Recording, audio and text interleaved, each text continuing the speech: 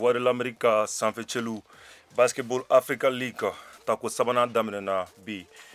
kunu Mali bɛ kɛnɛ kan Stade Malien di Bamako bɛ kɛnɛ kan o ni Tunisie jamana bɛna ɲɔgɔn sɔrɔ bi an b'aw ladɔnniya k'a fɔ ko Voix de l'Amérique ye Basketball Africa League ka Africa League ka partenaire officiel ye nin hukumu kɔnɔna na a kumakan bɛɛ bɛ ka d'aw ma langue 5 ɲɔgɔnna la bamanankan français anglais Kriyandu ka fara portugise kan an bɛna kunnafoni laban baw d'aw ma jamukan kɛnɛ kan minnu bɛna di aw ma ne yɛrɛ Cheick Thierno fɛ ani Dawuda Goyita fɛ kabiri Washington Dawuda Stade Malien bɛ kɛnɛ kɔnɔ bi match fɔlɔ kɔni bɔra match fɔlɔ minnu tɛmɛna an y'a ye mɔgɔ minnu gagné an y'a ye k'a fɔ ABC ka bɔ Côte d'Ivoire o sebaya sɔrɔ AS Douane kan Sénégal match filanan na bi Rwanda équipe ye sebaya sɔrɔ Nigeria équipe kan kuru 64 ani kuru 58 AS Douane ka match la Côte d'Ivoire gagné kuru 68 ani kuru 70 ni jamana ninnu ni fɛn ninnu na bi a yirala k'a fɔ équipe Sahara daminɛna Dawuda a yirala k'a fɔ ko Sahara la jamana minnu bɛ Sahara kɔnɔna na o ye ABC Fighter n'o bɛ bɔ Côte d'Ivoire ka fara AS Douane kan n'o ye Sénégal équipe ye o mana bɔ yen ka fara REG kan n'o ye Rwanda équipe ye ka fara Stade Malien kan ani Tunisie jamana olu de bɛna ɲɔgɔn sɔrɔ conférence Sahara kɔnɔna na conférence Nil bɛ cogo di Dawuda? Ok, Cheick i ni ce ni baraji ne tɔgɔ Dawuda ne bɛ bɔ Mali la n sigilen bɛ Amérique donc Sahara conférence tɛmɛnen kɔfɛ capitale égyptienne bɛna sanfɛ cɛlu accueilli à partir du 26 avril au 6 mai au conférence tɔgɔ Nil Conference. Donc o conférence kɔnɔna la équipe den 6 bɛ yen o équipe den 6 ninnu na an bɛ alali sɔrɔ yen n'o bɛ bɔ Egypte ani Cape Town n'o bɛ bɔ Sud-Afrique équipe sabanan o ye CFV n'o bɛ bɔ Mozambique ani équipe naaninan o ye City Oilers donc o bɛ bɔ Uganda équipe 5nan o ye Petro de Luanda ye donc olu bɛ bɔ Angola et puis équipe 6nan n'o y'a laban ye o tɔgɔ Slaki n'o bɛ bɔ Guinée donc Cheick i bonya b'a la ni Nil conférence nin bɛ daminɛ égyptiens fɛ yen à partir du 26 avril ka taa 6 mai. O diyara n ye kojugu Dawuda an y'a ye fana k'a fɔ ko stade cɛbaw u taara ni cɛbaw ye cɛbaw caman bɛna bɔ Mali la a fanba bɛɛ bɔra Mali la nka dɔw fana bɔra jamana wɛrɛw la an bɛ se ka taa stade Eurostars la i bɛ se k'a fɔ an ye joueur joli b'u bolo bi u taara ni mɔgɔ joli ani joueur jumɛn b'u bolo minnu farala Stade Malien kan a ko la. Bon Cheick n'i ye Stade Malien ka Eurostars lajɛ i b'a dɔn k'a fɔ ko mɔgɔ bɛ yan a bɛɛ bɛ se donc espérance b'u la donc u nana ni cɛ minnu ye bɛɛ b'u dɔn scène nationale kan bon a caman fana bɛ yen minnu dɔnnen don scène internationale kan i n'a fɔ Ruben Chinyelu ni ale kan ka na Amérique yan ni nin conférence ni n'a tɛmɛna donc ka daminɛ Namakan Traoré la Mohamed Pare, Kelvin Amao, Umar Bakayoko,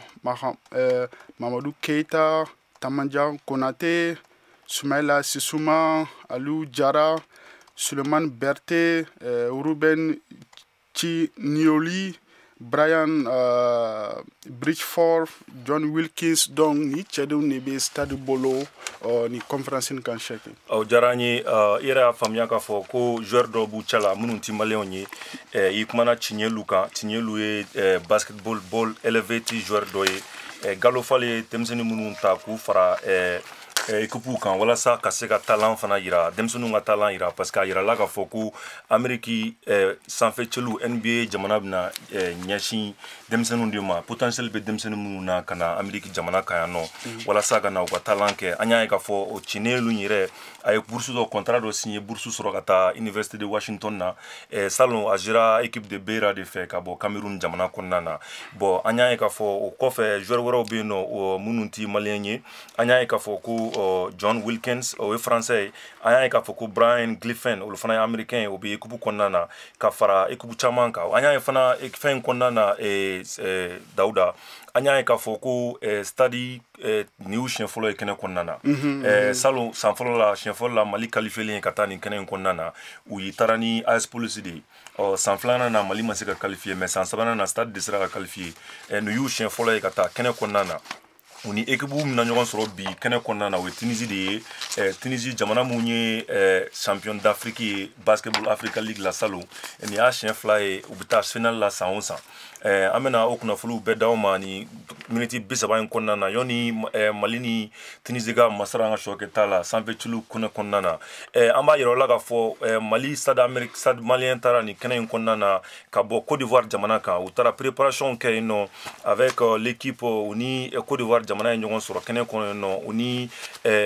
jamana wɛrɛw ye ɲɔgɔn sɔrɔ Nigeria jamana fana tun bɛ kɛnɛ kɔnɔ yen nɔ Dawuda a yirala k'a fɔ ko u ye tɛgɛdi ɲɔgɔnma matchiw kɛ ɲɔgɔn fɛ yen nɔ u bɛ ɲɔgɔn dɔn u y'a jateminɛ ka ɲɔgɔn faamuya u bɛna match in kɛ cogo na k'u préparation bɛɛ kɛ an ka lasigiden yen nɔ ye kɛnɛ kɔnɔna na n'o ye n'o ye Alain Amochi kɛnɛ kɔnɔna na ale ni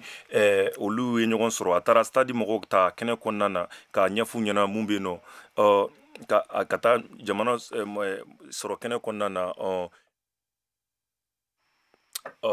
ka taa mɔgɔw sɔrɔ kɛnɛ kɔnɔna na yen nɔ u ye kɔni match ni fɛnw kɛ k'a yira k'a fɔ ko u bɛna match ninnu labɛn cogo minnu kɔnɔna na ni olu de kɛra Côte d'Ivoire jamana kan donc an bɛna Saga Traoré ka élément lamɛn ani Alain Amochi taara stade mɔgɔ minnu sɔrɔ u ye entraînement min kɛ Côte d'Ivoire n'u ye stade coach sɔrɔ Kaba ka fara stade secrétaire général kan ani stade capitaine olu hakilina fɔ Dawuda u bɛ fɛ ka tournoi in labɛn cogo min na ani u kɔni y'a yira k'a fɔ k'u pɛrɛnnen don u kɔni hakili sigilen don k'a fɔ ko nin fɛn in bɛna kɛ fɛnba y'u bolo u tɛ fɛ ka to ko nin na u y'a yira k'a fɔ mɔgɔ minnu bɛ kɛnɛ kɔnɔna na u tɛna siran mɔgɔ si ɲɛ ka match ta an bɛ taa Mali kɔnɔna na Saga Traoré an bɛ Saga Alain Amochi ka reportage mɛn n'u ye ɲɔgɔn sɔrɔ Côte d'Ivoire mun bayɛlɛmana Saga Traoré fɛ ka bɔ Bamako. Stade malien de Bamako yira badenya ɲɔgɔn dan dɔ kɛnɛ kan Abidjan Côte d'Ivoire kaw fɛ yen février kalo tɛmɛnen tile 28 ka taa bila mars kalo ye tile 3 la Lassina Jara Stade malien de Bamako secrétaire général do VOA lasigiden Abidjan Alain Amochi ka kuma barani na a y'a yira ko fɛɛrɛ bɛ ka sigi sen kan walasa a ka club ka ye Rwanda kɛnɛ kan. Nous allons d'abord avec un esprit. Nin wagatinin na an ka jɛkulu labɛnnen don wa an b'an sen kan a bɛ wagati jan bɔ an bɛ ka sebayaw de sɔrɔ ka tugu ɲɔgɔn kɔ an bɛna taa ɲɔgɔn dan mun na Dakar an b'a ɲini alasa an bɛ se ka to o dynamique kelen kan cogo min na ka sebayabaw yɛrɛ sɔrɔ mun bɛ se ka kɛ sababu ye an b'an ka sɛbɛn sɔrɔ ka taa ɲɔgɔn danba laban n'o bolobilalen don Gali n'o ye Rwanda. Gagner notre ticket pour continuer au niveau de Kigali au Rwanda. Kaba Kanté, Stade malien de Bamako degeli karamɔgɔ ka fɔ la. C'est une très bonne équipe. Côte d'Ivoire basket cɛlakaw ka tɔn bɛ n'a tɔgɔ ko ABC ale bɛ jate farafinna tɔnbaw fɛ mun ye basket la tɔn mun don an n'olu bɛna ɲɔgɔn sɔrɔ mun kɛ a bɛ fusaya mun an yɛrɛ ma an ka sankɔrɔ t'a la cogo min na o mana tɛmɛ ani Nigeria tɔn bɛ yen n'a fɔ ale ma ko Kwara an n'olu fana bɛna ɲɔgɔn sɔrɔ an ka wulikajɔ kɔni tɛ dɔwɛrɛ Sénégalikaw fɛ yen an bɛ se ka Maliyɛnw kunnawolo cogo min na. Plus important pour nous c'est d'aller jouer au Sénégal. An tɛna siran club ɲɛ Dakar kɛnɛ kan an ka fanga bɛna kɛ min ye sodenw b'an bolo a bɛ waati jan bɔ u bɛ ɲɔgɔndanw ta ɲɔgɔn fɛ Magan Keita Stade malien de Bamako jalatigi ka fɔ la. Kɛnɛ kan an labɛnnen don ka tɔn bɛɛ lajɛlen kunbɛn an tɛna siran tɔn foyi ɲɛ an ka tɔn fanga ye a bɛ wagati jan bɔ an bɛ degeliw kɛ ɲɔgɔn fɛ bɛɛ lajɛlen bɛ ɲɔgɔn dɔn ani maa kura minnu na fara an kan olu fana b'o sira kelen de kan o bolo ni ɲɔgɔnma an bɛ ka kɛlɛ kɛ ni alasa sebaya bɛ sɔrɔ cogo min na n'an t'o sira kɔni kan an ka ɲini fɛn o bɛ kɛ min ye sɔrɔ fɛn. Lassina Jara Stade malien de Bamako secrétaire général y'a yira ko a ka tɔn na kun tɛna kɛ Dakar ka na munumunu dɔrɔn ka segin a ka tɔn bɛna fɛɛrɛ bɛ sigi sen kan walasa ka to ka ye BAL kɛnɛ kan. Avec la création du BAL au niveau de l'équipe dirigeante. BAL ale sigilen sen kan fo ka na se sisan ma an ka wulikajɔ ye alasa an bɛ se ka jate farafinna tɔnbaw fɛ cogo min na o dun tɛ se ka sabati n'an ma baara kɛ k'an labɛn san o san an bɛ se ka y'a kɛnɛbaw kan cogo min na n'o kɛra sabati fɛn an bɛ se k'an bolo bɔ jɔnjɔn nɔfɛ. Les titres au niveau continental. Ayiwa nin kun ye Stade Malien jɛkulu ye labɛn kɔnɔna na Côte d'Ivoire u y'a yira k'a fɔ k'u labɛnnen don Dawuda u ka kumaw kɔnɔna na k'a fɔ ko u labɛnnen don ka sanfɛcɛliw ta k'u laban ni ta k'u sabanan ni ka taa Mali kumabɔ kɛnɛ kɔnɔna na an bɛ taa équipe la sanfɛcɛliw la u ni équipe min kan ka ɲɔgɔn sɔrɔ bi o ye Tunisie ye i bɛ se ka i da don Tunisie jamana mɔgɔw la dɔɔni mɔgɔ minnu b'u bolo u ka roster la bi. Basi tɛ sɛki donc équipe ni Stade ménager bi o bɛ bɔ Tunisie donc n'i ye équipe in ta k'a lajɛ donc équipe in yɛrɛ y'a fondé en 1959 u y'u ka trophée fɔlɔ ta 1998 donc n'i y'a ta k'a lajɛ papier kan espérance b'u ka tɛmɛ Stade kan mais Stade fɛnɛ komi u ka fɛn fɛnɛ denmisɛnnin ninnu fɛnɛ espérance dɔ b'u la effectivement donc international b'u la et puis fɛnɛ Stade fɛnɛ passé ka girin dɔɔni quoi donc ni an taara Tunisie olu ka cɛdenw minnu ni u kan ka jouer donc an m'a daminɛ Jérôme Randel n hakili la o ye bɛ bɔ an fɛ yan y'Amérique awɔ donc filanan o ye Omar Braik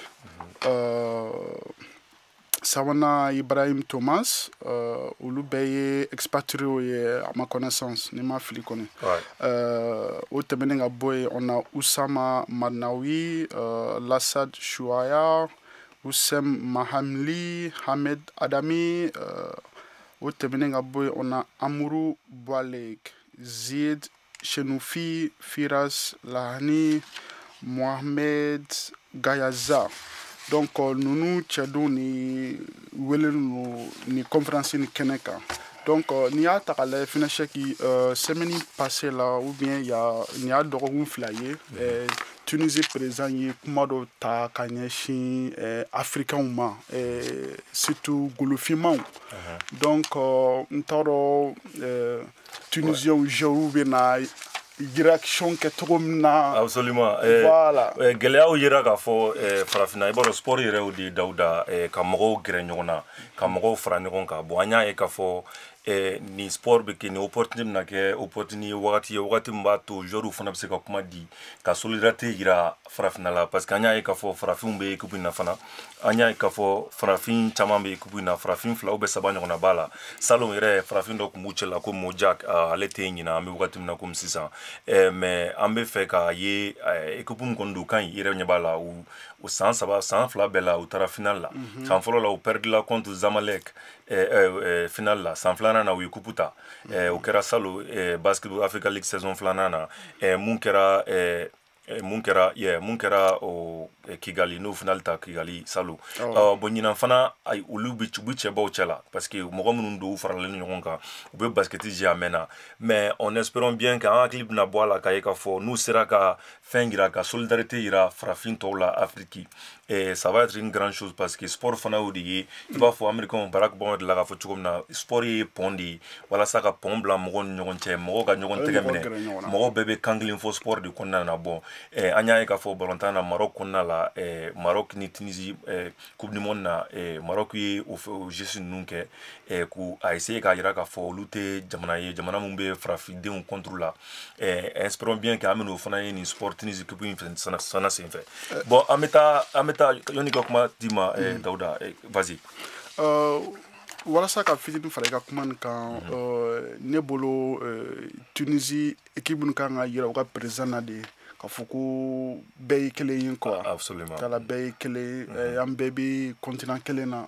donc à travers ces tournois donc je pense que you kan ka yira Tunisie président na k'a fɔ ko a ye kuma min fɔ a kuma jɛngɛnnen don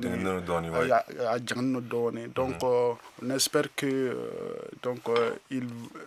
bɛ fɛn yira na mun b'a yira k'a fɔ ko an bɛɛ ye kelen ye nin tournoi na chaque absolument ne yɛrɛ kɔni bolo sport kɔni ye o kɛnɛ ye k'a yira k'a fɔ ko mɔgɔ minnu bɛ jamanaw représenter ani ka duguw représenter olu de bɛna bɔ nin kɛnɛ in kɔnɔna na ka kuma bon hali n'an ye geste dɔ ye a bɛ mɔgɔw nimisi a bɛ mɔgɔw hakili bɔ gɛlɛya mun bɛ jamana fila ninnu ɲɔgɔn cɛ ani jamana ninnu ni farafinna jamanaw ni ɲɔgɔn cɛ sisan parce que a kɛra gɛlɛyaba de ye sport fana ye o sira ye sira min b'o fɛ donc an bɛ taa an ka stade balontanna kɔrɔ dɔ mun bɛ Amérique yan nɔ n'a tɔgɔ ko Bakary Sila ale yɛrɛ tun bɛ jouer stade de fɛ yan a ka na Mali la c'est un international basketball sanfɛ cɛlu tannaba don Amérique yan nɔ a bɛ Amérique yan nɔ san caman mais a tun bɛ stade de la ka to Mali la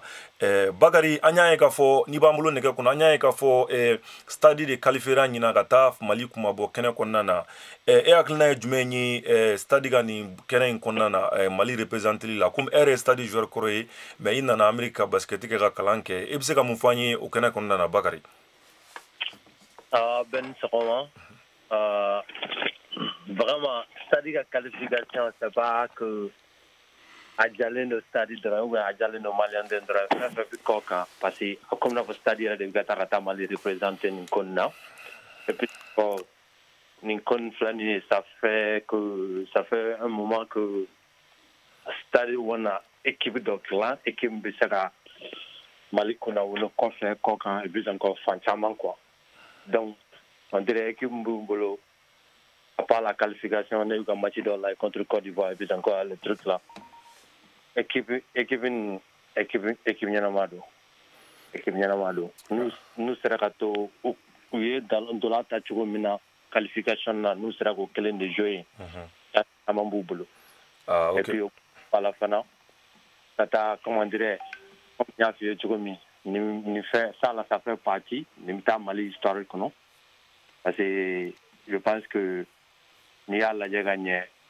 Mali la stade de qualifiera comme n'a fɔ Mali équipe la n'olu dɔrɔn de qualifiera et puis encore cela veut dire que o koba ye Mali kɔnɔ et puis encore n'i bɔra nin na ka taa comme n'a fɔ stade bɛ ka Mali représenter fan bɛɛ sisan.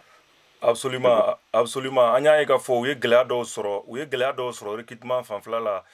ani juma ye ɲɔgɔn sɔrɔ ani u ka secrétaire général u y'a yira k'a fɔ ko a fɔra ko u ka basketball Africa League wari verser ka taa stade compte la pour que u bɛ se ka recrutement kɛ mais a wari ma se ka na joona mais ɲɛ b'a la joueur ɲɛnama caman b'u bolo joueur ɲɛnama minnu b'u bolo o dɔw ye Vie o dɔw ye Ruben Chinyenu Mohamed Pare u ka capitaine je pense ani Mamadou Keita ninnu bɛɛ ye malien joueur dɔ ye minnu ka ɲi minnu bɛ basket kɛ jamana kɔ kan Bakary Mali fédération ka focus ba bɛ balontan de kan kojugu Dawuda n'i y'a jateminɛ football c'est longtemps mais basket ye bɛ ka na avance la sisan an ka Mali musow ye ganba de kɛ basket la dans les années passées an ka Mali équipe nationale junior fana passera stage baw kan mais Mali senior ma se ka passer stage baw kan mais nin bɛna kɛ opportunité ba ye Mali ka se k'i yɛrɛ bɔ a ma se kuma dɔ la a ka fɔ ko Mali dirigeant fédération mɔgɔ minnu bɛ sport kunna yen nɔ u k'u ɲɛsin basket fana ma parce que o kuma ma se ten. Bon chaque i ka kuma ye tiɲɛ n'i y'a ta k'a lajɛ kabiri wagati min na sport bɛ na Mali la et surtout en général Afrique an ka dirigeant y'u basé balontan dɔrɔn de kan donc u basé balontan kan o tɛ Mali dɔrɔn ye mais ni Afrique de l'Ouest yɛrɛ ta k'a lajɛ Afrique de l'Ouest yɛrɛ bɛɛ kun basé no balontan de kan donc kɔsan na de mɔgɔw y'a faamuya k'a fɔ ko basket ka di maliyɛnw ye n'i y'a ta k'a lajɛ Mali ekɔliso ou bien terrain lankolon fɛn fɛn kun bɛ yen u y'a bɛɛ kɛ sa basket kɛyɔrɔ ye an ka denmisɛnninw franchement u bɛ k'a yira k'a fɔ ko basket ka d'u ye an ka club fana na u bɛ ka gan kɛ donc i ko k'an ka musolakaw bɛɛ kɔni b'o dɔn k'a fɔ Afrique de l'Ouest la ou bien Afrique yɛrɛ Mali musow kɔni elles sont exceptionnelles. Dɔw bɛ guan kɛ chaque fois n'u taara tournoi na u bɛ guan kɛ donc kumakan min bɛ yen walasa ka ɲɛsin an ka dirigeant ma basket ko la o ye ka continuer ka denmisɛnninw pousser kaburu fitinin k'u encourager ka tournoi organiser depuis premier cycle la voilà pour ka fara balontan kan donc e yɛrɛ b'a kalama yan fɛn Amérique yan n'i ye basket ta k'a lajɛ kabiri américain den kabira bɛ san filanan voilà san fila la ou bien san saba i b'a sɔrɔ a bɛ to ka fɛn ninnu kɛ. Absolument. Voilà, donc parents fana kan ka u impliqué. Absolument. Parents kan k'u impliqué, donc bon ni gouvernement a impliqué ni parents y impliqué. Donc je pense que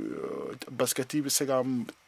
Mali la taɲɛ ka tɛmɛ nin bɛɛ kan. Domaine caman na, ouais. I ka kuma in b'o sɔnji la kosɛbɛ Dawuda, parce que an y'a ye k'a fɔ sanfɛ cilu sport yɛrɛ fan fɛ mɔgɔw bɛ se ka bourse sɔrɔ. Denmisɛnnin caman de bɛ Amérique yan nɔ ka bɔ Mali la basket la sira fɛ nin wagati in na. Donc ça veut dire que sport ye fɛn dɔ ye, ça peut développer un pays. An y'a ye k'a fɔ Gallo Fall y'a fɔ a ka kuma kɔnɔna na, Basketball Africa League président ko nin fɛn tɛ basket dɔrɔn ye quoi, c'est pour aussi le développement économique de l'Afrique. O ye sɔrɔ sira fɛ, baara di sira fɛ, ani mɔgɔ minnu bɛ se ka bɔ ka na Amérique kɔnɔna na ani ka taa jamana wɛrɛw la ka taa basket ni kalan dege. O bɛɛ ka ɲi nin fɛn in na quoi. Bon Bakari, an y'a ye k'a fɔ jamana ninnu kɔnɔna na sisan, an y'a ye k'a fɔ Basketball Africa League président Gallo Fall ye denmisɛnnin 8 ɲɔgɔnna don Ball Elevate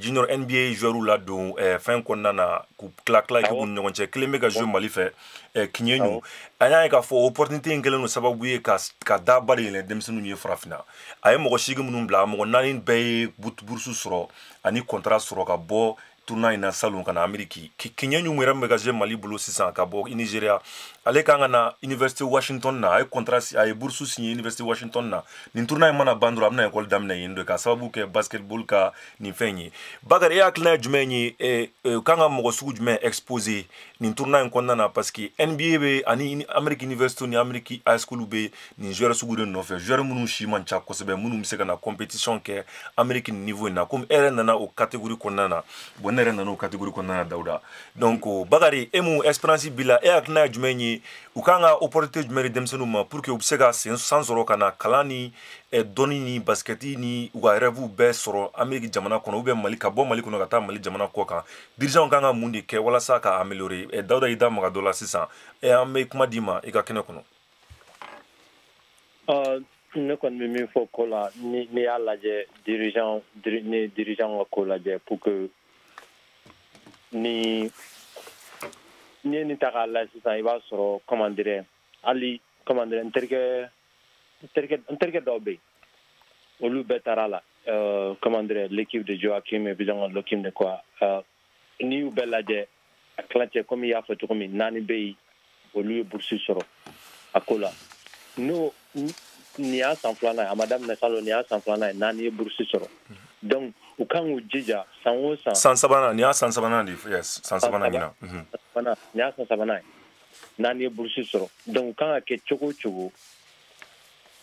bourse dita ka kan ka élever san o san africains ma minnu bɛ na, et puis encore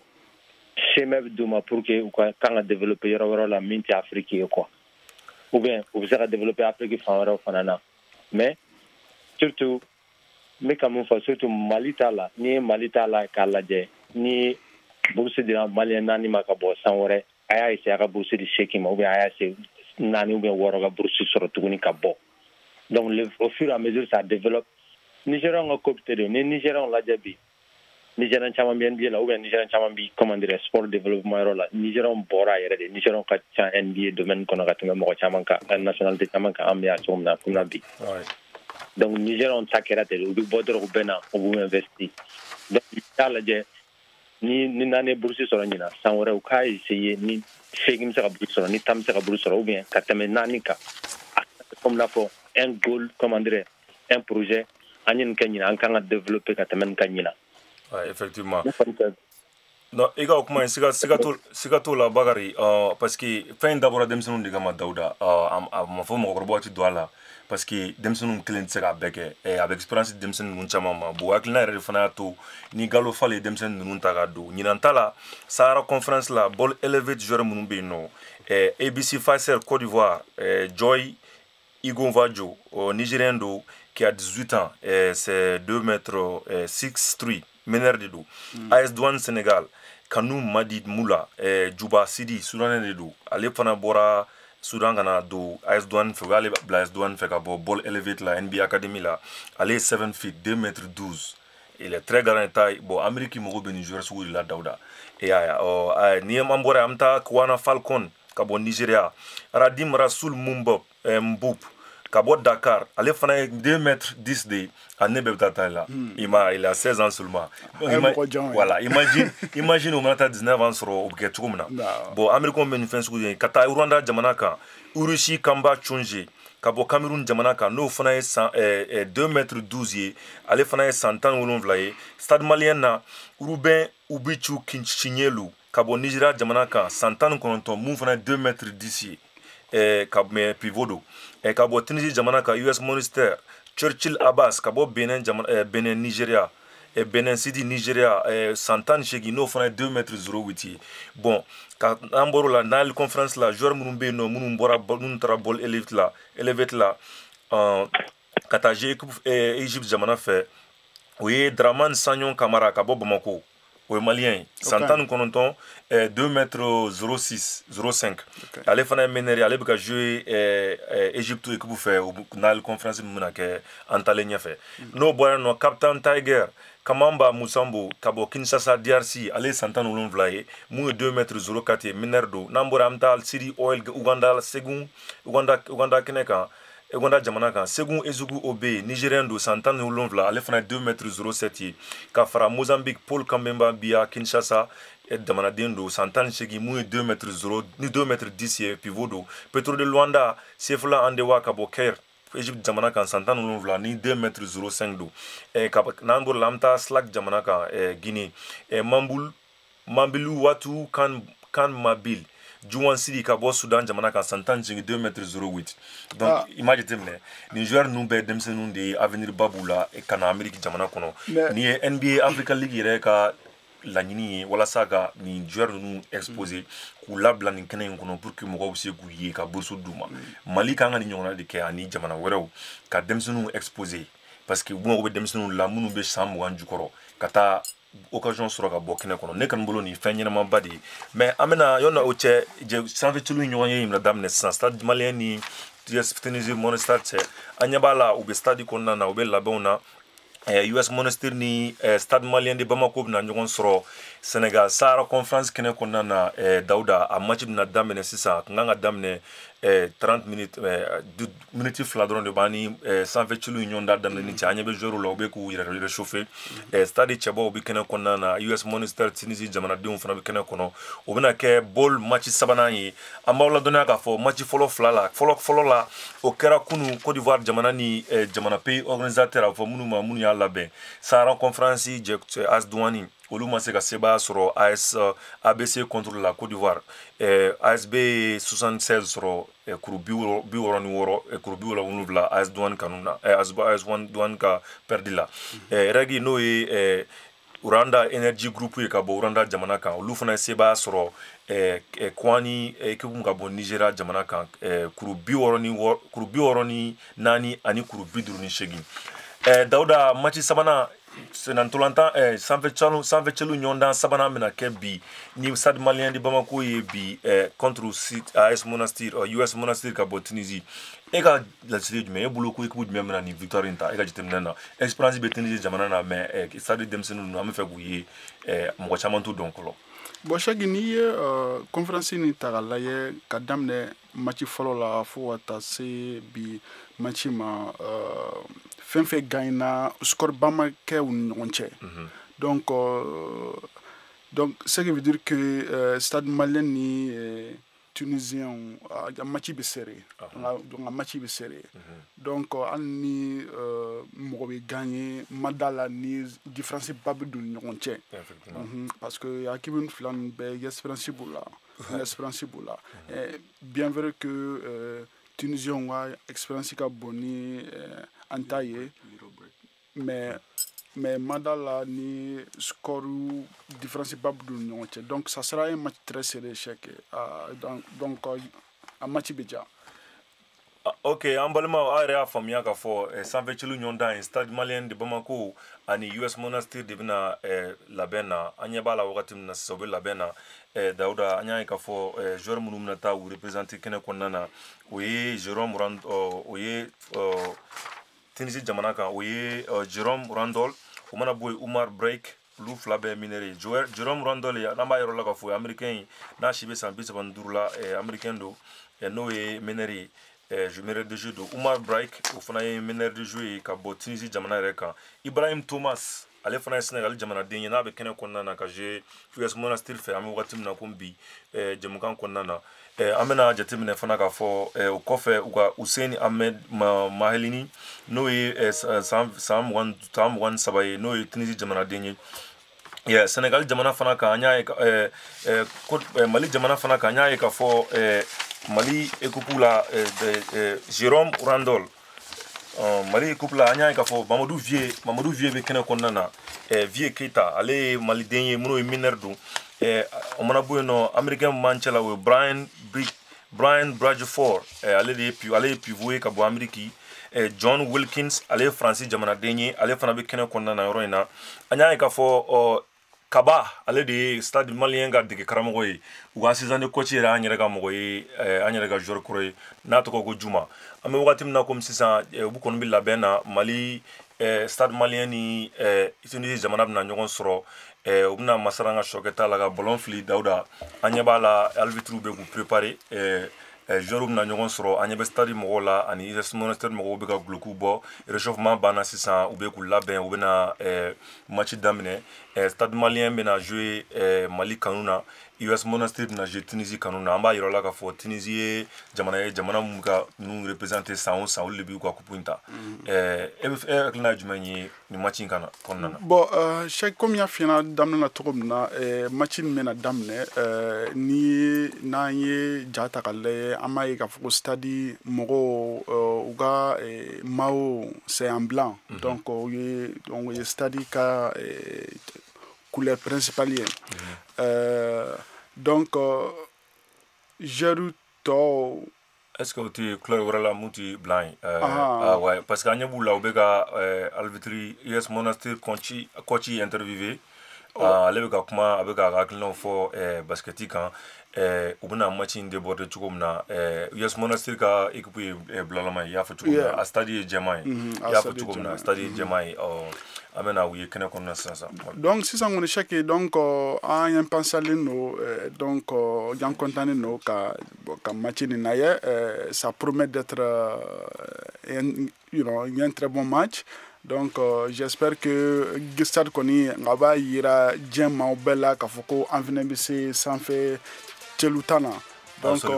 on espère vraiment la victoire. Absolument malidenw ni malidenw minnu tulo b'i la sisan ani sanfɛ cɛlu kɔnibaw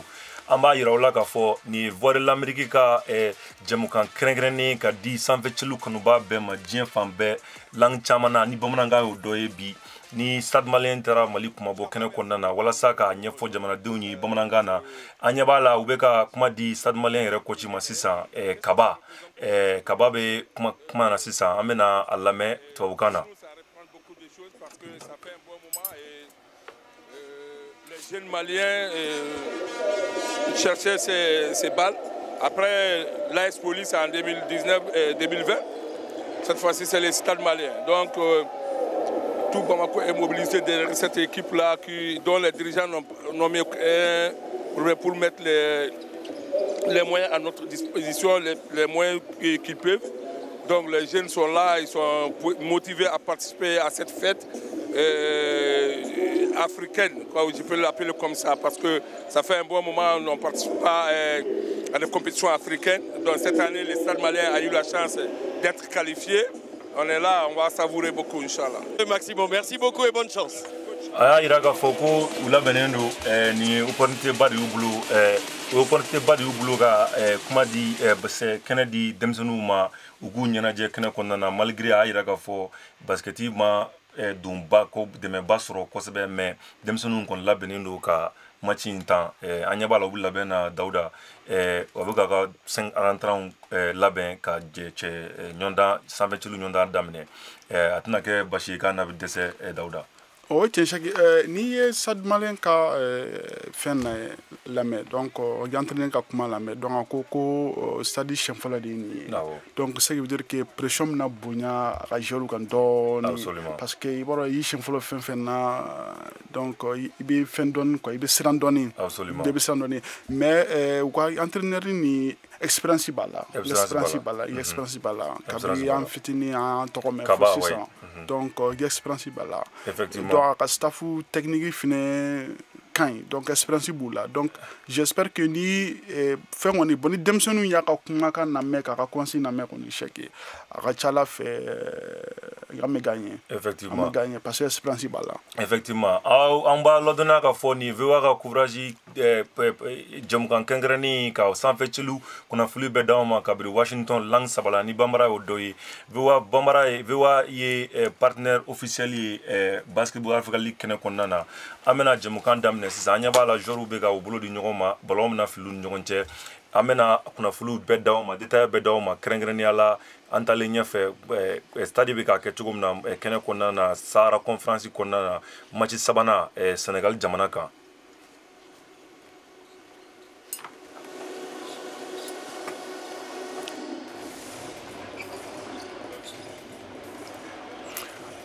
Donc an m'a yira la hali sisan an bɛ ka arbitre makɔnɔ match bɛna daminɛ sɔɔni n'a ye stade bɛ jɛman na Tunisiens bɛ bulalama na donc sɔɔni match bɛna daminɛ sisan. A bɛna daminɛ arbitre bɛ ka ballon fili u ni ɲɔgɔn cɛ a daminɛ na. Match daminɛ sisan.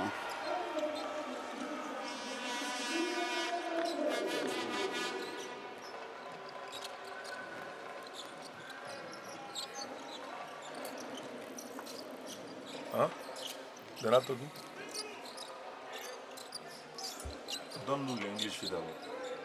Give us the English feed. An balima an y'a yira la k'a fɔ match kɔni daminɛna stade malien ni Tunisie Monastir kɔni bɛ ɲɔgɔn sɔrɔ kɛnɛ kɔnɔ sisan an y'a ye k'a fɔ stade kɔni point kuru fila don US Monastir nana ka kuru filanan bɔ stade kɔni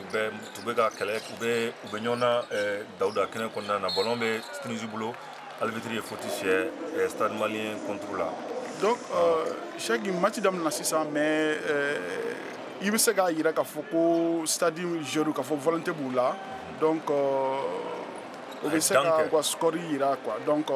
4-0 de bɛ yen donc i b'a dɔn k'a fɔ ko motivation bɛ pour le moment donc n'u kɔni sera ka continuer tan ka cap kɔni ka garder tan a ka ca Ala fɛ kɔni u bɛna gagner u ka match fɔlɔ kɛra Danki numéro 23 ale de taara Danki kɛ Mali kanu na. An kɔni 4-0 de bɛ 4-0 de bɛ an bɛ wagati min na komi sisan i b'a dɔn o tɛ foyi ye basket la ballon bɛ Tunisie Monastir bolo u bɛ 3 points sanfɛla la u y'a di u ka pivot expérimenté ma mun géré u fɛ nin y'a siɲɛ saison sabanan ye u bolo a y'i yɛlɛma a y'a fili a donna ka bɔ Mali ye réponse sɔrɔ ballon dira Mali meneur ma olu b'u kunda sɛrisogodon in kan Mali ye 3 points fili a bɔnna ka don sɛrisogo na a ma don. Sisan ballon bɛ Tunisiens bolo n'u ka numéro 2 donc ngi stade bɛ ka kɛlɛ kɛ hali sisan donc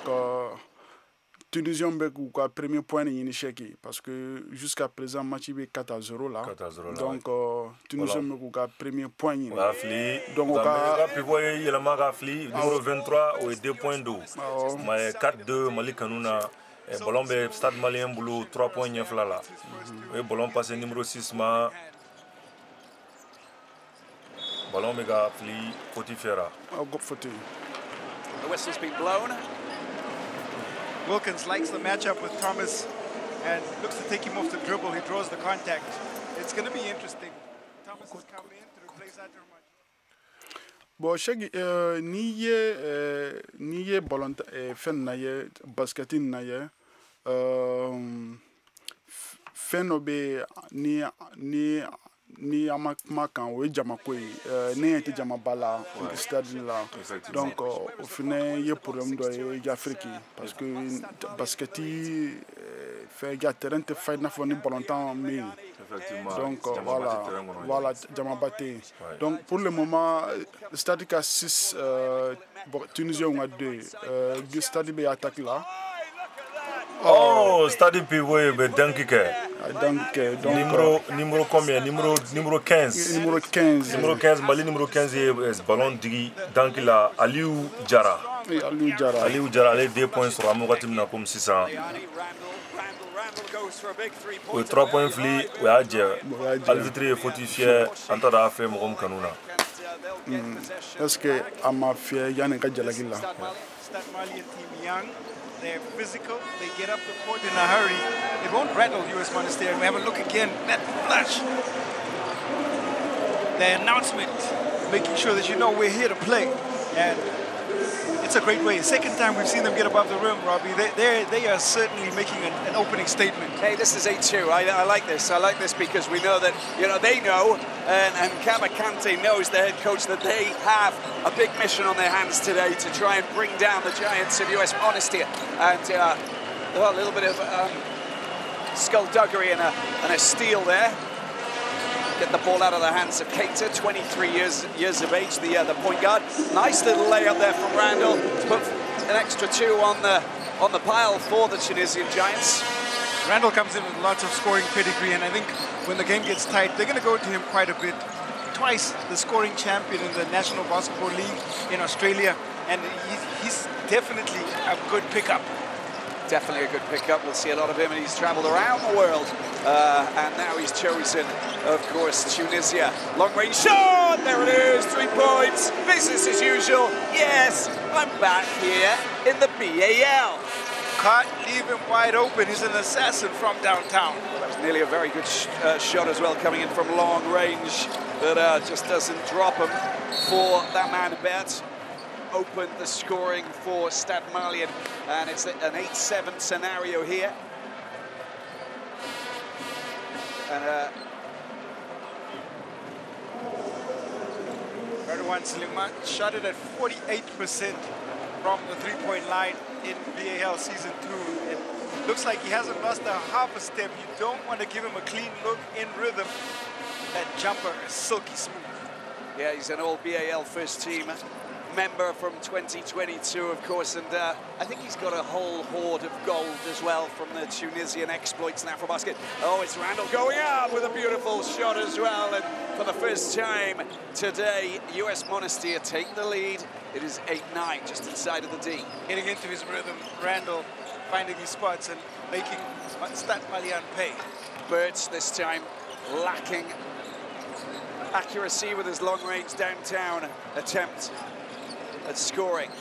Randall around the outside and losing possession. Had the last touch as Kelvin Amayo of Nigeria just tracked him down.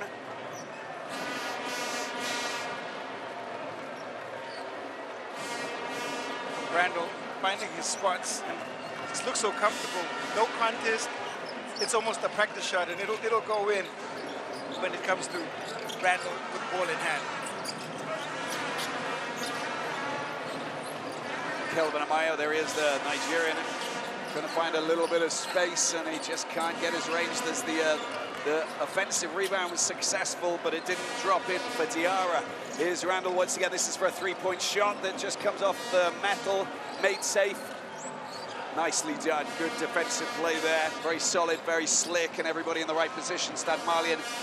the chance to try and get those points. That is a beautiful layup. And how about that? Suleiman Bert again showing us what he's capable of doing through traffic this time. I like this cell. I like this. He had frozen Radwan Slimane and went right by him for the score. Layani passing the ball around. Slimane. And a chance for Mokhtar Gayaza. Just come on for just a moment to go to put his first points on the scoreboard. US Monastir nudging themselves ahead. 5 from 11 field goals, 5 from 10 for US Monastir. We're seeing some really great efficient offense by both teams. They're choosing their spots and trying to find the best ways to execute. Commentators curse the travel. Ama for Dauda Nyabala Stade Malien goni ubugu pripri Krutan ani Krutan kele US Monastir bige kanuna Stade Malien kon bigu jouer fin US Monastir coaché tama tuta katama tuta ka kumanyini ou fait Dauda match ya manogo bega udgange mais c'est serré. Ah, chaque comme il y a fait un truc na match d'amener na stade volontaire mais comme il y a photo comme na fine parce que la 8-0 de foyer. Oh, de foyer effectivement. Premier quart-temps drôné. Donc il y a un voilà Tunisien on a numéro 45 ani quoi numéro 2 Randall donc aurait ka digi que Malien Jarou là effectivement. Effectivement, il y a la fana Mali joueur là numéro 23 ale fana bɛ gange ale match damne ni aluru ɲɛnama ba de ye bon Mali kɔni an bɛ wagati min na comme sisan u kɔni décidelen don u bɛ fɛ ka fɛn ta u bɛ ka ɲɔgɔn faamuya u bɛ ka ballon passer u ni ɲɔgɔn cɛ an bɛ time la fɔ ma ko time Tunisie jamana time ta u bɛna ɲɛfɔ u bɛna procéder cogo min na ba yirala ka fɔ Tunisie coupe in filɛ nin ye expérience ba de b'u la Dawuda u gera jamana u gera NBA Africa League na ni a san fila ye expérience ba de b'u la u ye final ta d'ailleurs olu de ye champion défendant ye an b'a yira la ka fɔ Mali équipe la mɔgɔ minnu point bɛ mun bolo ka tɛmɛ bɛɛ kan o Sulemani Berté ale 6 points de don kuru 6 b'ale bolo Aliou Jara kuru 2 b'ale bolo John Wilkin n'o ye américain ye n'o ye pivot ye numéro 4 pivot 4 ye numéro 34 n'o ye kuru 2 don Tunisien kɔni kanu na Dawuda an ɲɛ b'a la Jérôme Randol n'a ye meneur don 4 points b'ale bolo kuru 4 Fir Line la kuru 2 b'ale bolo Ibn Sulemani o de y'u ka pivot kɔrɔba ye mun b'u fɛ yen nɔ a géré fɛ yen saniya sen sabanan y'u bolo ale ye kuru 3 don 3 points kelen don u kɔni u seginna sisan ballon bɛ Tunisie bolo 3 points dagolo la n'i y'a ta k'a lajɛ Tunisien bɛ kabini match daminɛna Tunisien bɛ ka 3 points dɔrɔn de ɲini bon an ka stade bɛ ka essayer ka 3 points ɲini mais an ma 3 points sɔrɔ fɔlɔ o bɛ ka 3 points sɔrɔ sisan o y'a fili a donna ka bɔ rebond o ye faute fiyɛ arbitre ye faute fiyɛ hakili la a y'a fiyɛ stade malien de kanu na stade malien de contrôle la bon ne taara n'a sɔrɔ ni entraîneur stade malien ka entraîneur ka consigne don u ka 3 points lajɛ mais u bɛ ka 3 points fɛn fɛn essayer a tɛ ka don a tɛ ka don u ka point fort ye ka ballon ta ka don n'a ye ka passer pivot ma ou bien ka ballon kɛ ka attaque kɛ u b'a déposer attaque kɔnɔna na u ka point fort ye o 2 de ye bon ɲɛ bɛ Sulemani na expérience ba de b'a la ale fana je pense que u ka club la ale de ye le joueur le plus âgé expérience b'a la a bɛna u fɛ san o san nin tournoi in na a géré u fɛ siɲɛ fɔlɔ la siɲɛ u perdre la Mali kɔni bɛ ka u bolo sumaya dɔɔni u ye contre attaque sɔrɔ sisan ni o ye Tunisie ka kuru kɛ kuru 13 ye ka Mali ka kuru kɛ stade malien ka kuru kɛ kuru 10 ye ballon kɔni bɛ stade malien bolo u ye 3 points fili a ye 3 points don Dawuda i ka kuma fɔlen ɲɛna a bɛna fɔ a tulo b'i la numéro 23 n'ale tɔgɔ Sulemani Berté ale ye 3 points don k'a ka kuru kɛ kuru 9 ye 13 kanu fan 2 bɛɛ la Tunisie ni Mali 2 bɛɛ la comme y'a fɛn cogo min na daminɛ na chaque mandala ni score finali n'a sɔrɔ ni différence ba b'u ni ɲɔgɔn cɛ parce que ni équipe fila bɛɛ décidé don a kɔni serilen don sisan bien vrai que Tunisien o expérience b'u la u ka numéro 42 n'u ka numéro 2 o de bɛ ka digi kɛ fɛn na donc stade la mais stade fɛnɛ n'u continue ta ka volonté kɔni yira donc a ka ca Ala fɛ u bɛ se ka gange ballon kɔni b'u bolo i ɲɛ b'a la denmisɛnninw kɔni décidelen don u bɛ ka dribble kɛ bon u ye ɲɔgɔn faamuya arbitre ye faute fiyɛ a bɛna fɔ Sulemani ye stade joueur dɔ poussé faute fiyɛra US Monastir kanu na an kɔni ɲɛ bɛ joueur la numéro 23 Berté k'i bolo kɔrɔta ko mun de bɛ yen ballon na di stade ma 3 points dagolo la ballon bɛ stade bolo stade ka ballon de don Tunisien ye changement dɔ kɛ sisan u ka numéro 10 donna physical, of course, in a very good way. He will, stand up and be counted for this US Monastir team. They do get possession here. This is it's a foul from that man Liani, I think. Pour le moment, score be 10-3 la. A kɔni a bol no ni mina ke match serré kɔni ça sera un match très indécis. A kɔni a bɛ ka taa sira min fɛ sisan bɛɛ équipe fila bɛɛ décidelen don équipe fila bɛɛ décidelen don an bɛ wagati min na comme sisan donc n bɛ stade bɛ ka 3 points fili a donna ka bɔ US Monastir ye rebond ta u bɛ k'u kunda stade ka cɛlu kɔnɔna na a ye ballon di kɔnɔna na pivot ye a déposé ni ça c'était un jeu ni kɔni ye match ɲɔgɔn faamuyalenba de ni aw ka numéro 2 ni kɔni u ka américain ni ale ye amalo ale ka ka fo datigi kɛ an ka équipe la kosɛbɛ ale de ye Jerome Randall américain do wa Miner ale de bɛ ka ballon sanfɛ cilu organiser u bolo ka na ni ballon in sanfɛ comme Miner. Donc pour le moment chaque ne kɔni fɛ n'a sɔrɔ ni Mali entraîneur ou bien joueur n'a sɔrɔ n'o ka tactique la n'a sɔrɔ n'u bɛ se ka fɛn dɔ kɛ walasa ka numéro 2 ni k'ale empêcher ka distribution na. Absolument. Parce que y'ale de bɛ ka distribution caman kɛ. Absolument. Donc n'a sɔrɔ n'u bɛ se ka a ka distribution couper. Oh, absolument. Donc o bɛ sɔn ka pousser an ma. Absolument. Parce que chaque fois n'ale ye ballon distribué dɔrɔn a bɛ kɛ point ye. Absolument. An ɲɛ b'a la coach ye yɛlɛma dɔ kɛ a ye Tiɲɛlu nadon. Tiɲɛlu an Nigérien mun fɔ n'a tun bɛ NBA Junior Africa la coach kɔni ye yɛlɛma dɔ don a y'a fili a ye ballon passer pivot ma pivot y'a fili faute fiyɛra Tunisie kanu na a ye pivot pousser a kɔ la ou bien mun de kɛra bon an kɔni bɛ wagati min na kuru 15 de bɛ US Monastir bolo kuru 13 stade ballon kɔni faute fiyɛra stade malien de contre la ballon bɛ US Monastir bolo k'u kunda stade Cɛlu kan. Bon n'i y'a lajɛ stade entraîneur bɛ kuma caman na kosɛbɛ donc a wulilen don k'i jɔ a cɛsirilen don kosɛbɛ a wulilen don k'i jɔ donc o bɛ ka ballon bila donc chaque n ye nin de fɔ ni transmission de u kan ka voilà u kan ka transition de couper quoi couper ouais u kan ka joueur ninnu ta et puis u bɛ ka ballon perdu plusieurs fois donc u bɛ ka ballon perdu facilement a bɛ ka kɛ contre attaque ou contre la an ɲɛ b'a la US Monastir kɔni ye kuru 17 an bɛ wagati min na sisan stade malien ye kuru 13 Dawuda n y'a f'i ye cogo min na basket la nin bɛɛ b'a la nin ye carton fɔlɔ dɔrɔn de ye a ma carton filanan ma ban carton filanan ma se sabanan bɛ yen naaninan bɛ yen donc n'u sera k'u yɛrɛ ressaisir mais o yɔrɔ de la coach ka expérience bɛ dɔn parce que coach de bɛna jateminɛ kɛ sisan k'a ye olu ka wo b'u ka terrain yɔrɔ min na wo bɛ ka bɔ yɔrɔ min na an yɛrɛ ɲɛ b'a la minɛriw de don minɛri ni a minɛli ka gɛlɛn n'i y'a minɛ a bɛ taa n'i m'a minɛ dɔrɔn a bɛ tiɲɛni kɛ ballon kɔni bɛ stade bolo sisan a ye ballon passé Tiɲɛlu ma a intercepté a kɛra perte de balle ye ballon perdu donc chaque n'i ye match in ta k'a lajɛ ça fait maintenant 2 minutes ɲɔgɔn na stade yɛrɛ kɔni bɛ ka ballon dɔrɔn de perdu donc an ye ballon sɔrɔ sisan donc Mali bɛ contre attaque la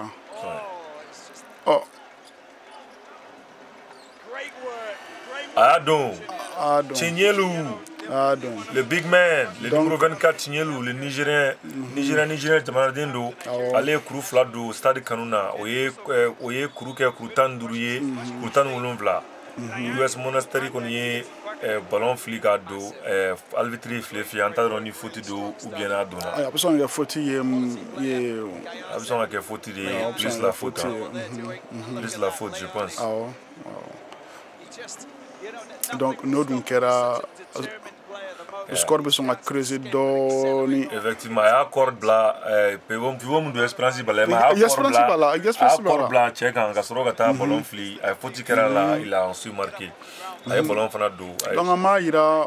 mɔgɔw la fɛnɛ ni pivot ni numéro 23 nin t'a siɲɛ fɔlɔ ye donc Esperance b'a la yɛrɛ Esperance b'a la donc il faut que an ka denmisɛnnin ninnu ka se ka fɛɛrɛ de kɛ walasa ka fɛn ninnu jɔ dɔɔni sinon man ɲi Firas Laɲini Firas Laɲani tɔgɔ dɔ ye Firas Laɲani ale de bɛ ka lancer franc fili sisan faute fiyɛra ale de la faute kɛra ale de la stade Cɛbɔ fɛ je pense que stade Cɛbɔ mun ye faute k'a la coach y'o labɔ kɛnɛ kɔnɔ numéro 23 Sulemani Berté ale kɔni taara ban a y'ale remplacer ni mɔgɔ dɔ ye ballon kɔni bɛ stade bolo kuru 18 ani kuru 15 US Monastir kanu na donc pour le moment kɔni comme y'a fɛ bon stade bɛ ka 3 points ɲini mais Cheikh a tɛ ka sɔrɔ 3 points bɛ ka gɛlɛya u bolo bi donc a bɛ ka gɛlɛya u bolo yɛrɛ yɛrɛ 3 points donc il faut u k'u ja sigi quoi il faut u k'u ja sigi voilà u k'u hakili sigi quoi u k'u ka jeu ka na u bolo u kan'u ka jeu forcer parce que hali n'i y'a ye an bɛ ka passe caman rater parce que an bɛ fɛ ka taa joona ɲɛfɛ quoi an bɛ précipitation na quoi donc sen b'u kɔrɔ tɛ sen b'u kɔrɔ mais u kan ka se a gérer cogo parce que ni sen b'i kɔrɔ ça veut dire que équipe ye denmisɛnnin ye mais i ka i sen ta cogo dɔn fana voilà an ka entraîneur a kun sigilen don nka a wulila sisan a wulila k'i jɔ a bɛ ka kuma joueur fɛ kuma ka kuma joro fɛ an ɲɛ bɛ US Monastir joro bɛ ka kuma ɲɔgɔn fɛ u ka banna ballon kɔni u ye lancer franc kura wɛrɛ sɔrɔ u bolo stade ka sɛso jukɔrɔla la donc entraîneur fila bɛɛ kɔni wililen don sisan. Correction comes in. That's been sorted. Long-range shot. Oh, it's a beautiful, beautiful shot there coming in. Choya is the man who drops in to say hello. 3 points. And how about that for the end of the first quarter? Great, wide open jumper. Choya comes off the screen. Turns. Aguilera, Dauda. Anya bala US Monastir bɛ ka point caman sɔrɔ stade contre la a bɛ ka panier bɛ ka caya an bɛ waati min na sisan kuru 30 ni kuru 27 ani kuru 15 US Monastir kanu na u ka kuru 3 laban kɛra 3 points ye stade coach temps mort ta ka kuma ka cɛdenw fɛ bon an ɲɛ bɛ match na cogo min na Dauda u bɛ u kɔni bɛ ka essayer k'u ka expérience de yili u kan u bɛ ka segin kɔ. Cheikh n y'a f'i ɲɛna cogo min na sani match ka daminɛ bon Tunisien ninnu expérience b'u la donc expérience b'u la stade y'a daminɛ ni fanga ye mais pour le moment an bɛ ka sumaya u sen bɛ ka sumaya donc an ye ballon facile perdu an ye 3 points caman jɛ est ce que kabini a daminɛ na stade ye 3 points kelen dɔrɔn de sɔrɔ minute 3 laban in na u ma point foyi dɔn non ma point foyi sɔrɔ u kan ka kuma ɲɔgɔn fɛ ka jateminɛ u bɛ fɛn minnu entraînement kɛ yanni u ka se nin kɛnɛ in kɔnɔ k'o pratiquer an bɛ wagati min na komi sisan quand même an ɲɛ b'a la i yɛrɛ ɲɛ i da magara kuma dɔ la stade kɔnɔna la mɔgɔ bɛrɛ foyi tɛ yen ni ɲɛ b'a la nin stade in bɛ taa mɔgɔ 30,000 ɲɔgɔn na a bɛ se ka mɔgɔ 30,000 ta mais mɔgɔ min b'a kɔnɔna la yɛrɛ a tɛ tɛmɛ mɔgɔ 1,000 kan ou mɔgɔ 2,000 a ma surunya o la donc ça montre que nin compétition min a bɛ ka kɛ u ni ɲɔgɔn cɛ supporter ka dɔgɔ kɛnɛ kɔnɔ supporter ka dɔgɔ donc ni supporter ka dɔgɔ Cheikh donc o fana b'a yira k'a fɔ ko motivation fana bɛ dɔgɔ dɔɔni effectivement motivation b'a dɔn komi e yɛrɛ ye basketball joueur kɔrɔ ye i yɛrɛ b'a dɔn ni jama bɛ yen donc ani jama tɛ yen i b'a dɔn fɛn tɛ kelen ye absolument ni jama kɔni bɛ yen nɔ mɔgɔw bɛ fɛn faamuya mɔgɔw bɛ yen i bɛ énergie sɔrɔ i b'a faamuya i b'a faamuya k'a fɔ tiɲɛ yɛrɛ la ne kan ka hali ni bɛna sɛgɛn nin na n bɛ jilaja parce que bɛɛ ɲɛ b'i la i bɛ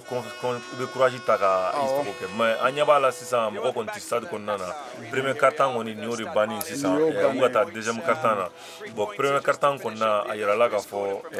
Tunisie de bɛ ɲɛfɛ olu de bɛ ka gan kɛ kosɛbɛ 23 kuru 23 ani kuru 15 Tunisie kanu na quart-temps filanan kɔni bɛna daminɛ sisan ballon bɛ Tunisie bolo.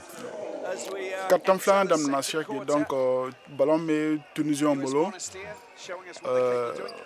an bɛ ka mɔgɔ t'a nɔsɔn bɛ ka 3 points ɲini yan parce que u bɛ se 3 points na n'i bɛ se 3 points na fana o b'a yira k'a fɔ ko expérience fitinin b'i la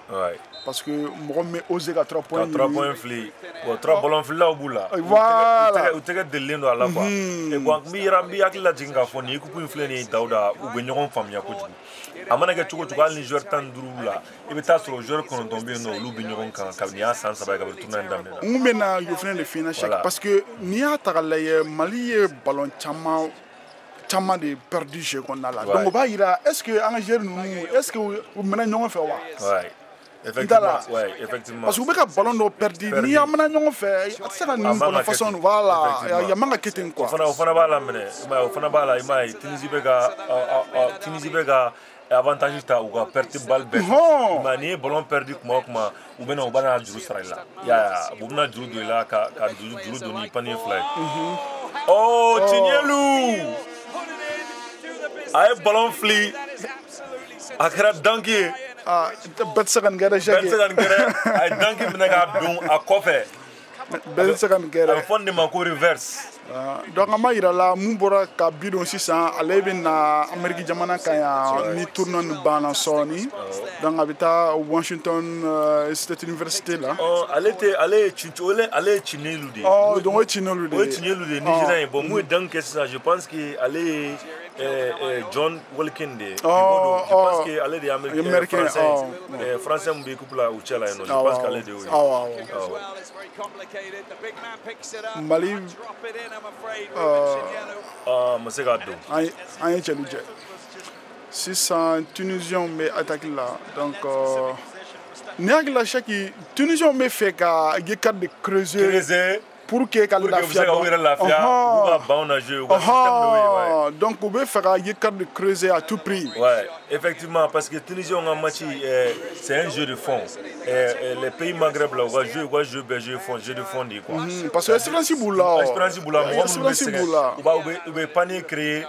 Jonah pour qu'on a fait quoi. Nous panier créer ça, on fait. Numéro 28 de Stariga Tchemouye Danki que notre Brian Bridge, je pense que aller des Américains qui jouent Mali fait. Comme 600. Je pense qu'aller de Brian Bridford, pivot de Cabo Américain, aller des Danki sur le reverse là, Mali Stade Malien Kanuna. Si ça on y veut qu'on dise Daouda. Anyabala pointara 19 là, Koutan Konton ani Koumogan Wolonvla, Yesumana State Kanuna, ni basketi là Daouda, ni vega claque pour que point remonter point na, tableau là, oti position joueur fait avec restaurant, équipe fait avec restaurant position là. Quand la position de balancer là, ba tambata, mais ni vega point là-bas tableau là. Comment nous quoi? Équipe Tunisie fait quoi de que écart créé comme ça nous écart créé avec un point bolé. Vieux ballon sera, vieux Dakunda, vieux Adje. Lancé à trop layup numéro 10 Keita. Bon chagi entala bon ni façon mangaje ni façon mangaje ni opportunité façon mangaje ni expérience bi là non ça ouais ni de segaje ouais américain pivot ay ka foka jam ne ka ba digi akila foti kera lela ale rebi lancer franc na poté lancer prend flafli ale to Brian Brick 4 Amérique Jamana Dendo l'Amérique Jamana Dendo allez révéler lancer franc dans ce Mali Kanuna Stade Malien Kanuna. Donc il ne faut pas que ça coûte quoi jouer quoi pour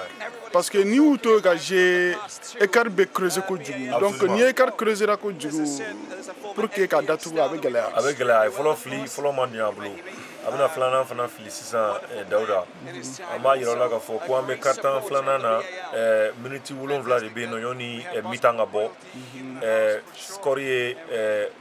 kuru mugan wulon vla ani kuru mugan stade kanuna ay kuru flana ay kuru lancer franc flana do ka stade ke kuru mugan donc kuru wulon vla de bun ngon che yoni mitanche Daouda donc kuru wulon vla koni boli nous sera à 3 points ni point de mon façon sera donc 7 points de folie il faut y basket là on sera remonter facilement ballon boubou attaque là à Afli à 2 points d'eau we lance we pardonner je ay fa je voilà chaque médaille so jugoro ka atan ka essayer ga dun tan tugula ka je chien saba non voilà donc on a gagné fina donc il va ka foko c'est-à-dire qu'il qui vous expérience bataille sinon ni tsaka jeto ga shira sheke ni tsaka jeto ga shira ni ballon nu manga je voilà ni ballon manga je ni monastri ballon sro kuma o ba foko bam a point assuré voilà ba dubu jilaja tout bela pour que ga man panier marqué bon anya bala o be ga jeu de vitesse de keni ekubunye parce que ni ballon dira mener madron mener bi passe down ni ke donc passe down manake à 3 points flim a je Mali stade 3 points flim à 3 points je ballon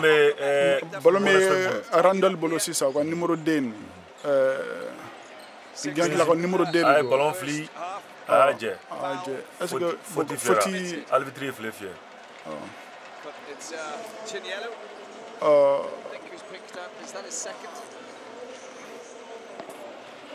bon nine ou ka danger chacun transmission de ninde be ka transmission nyana mo transition de be ka su second kosbe transition de be second kosbe numéro 12 koni Mali Kanuna allez faut faire aller de contrôle numéro 12 dans le tour ko Tamanjan Konaté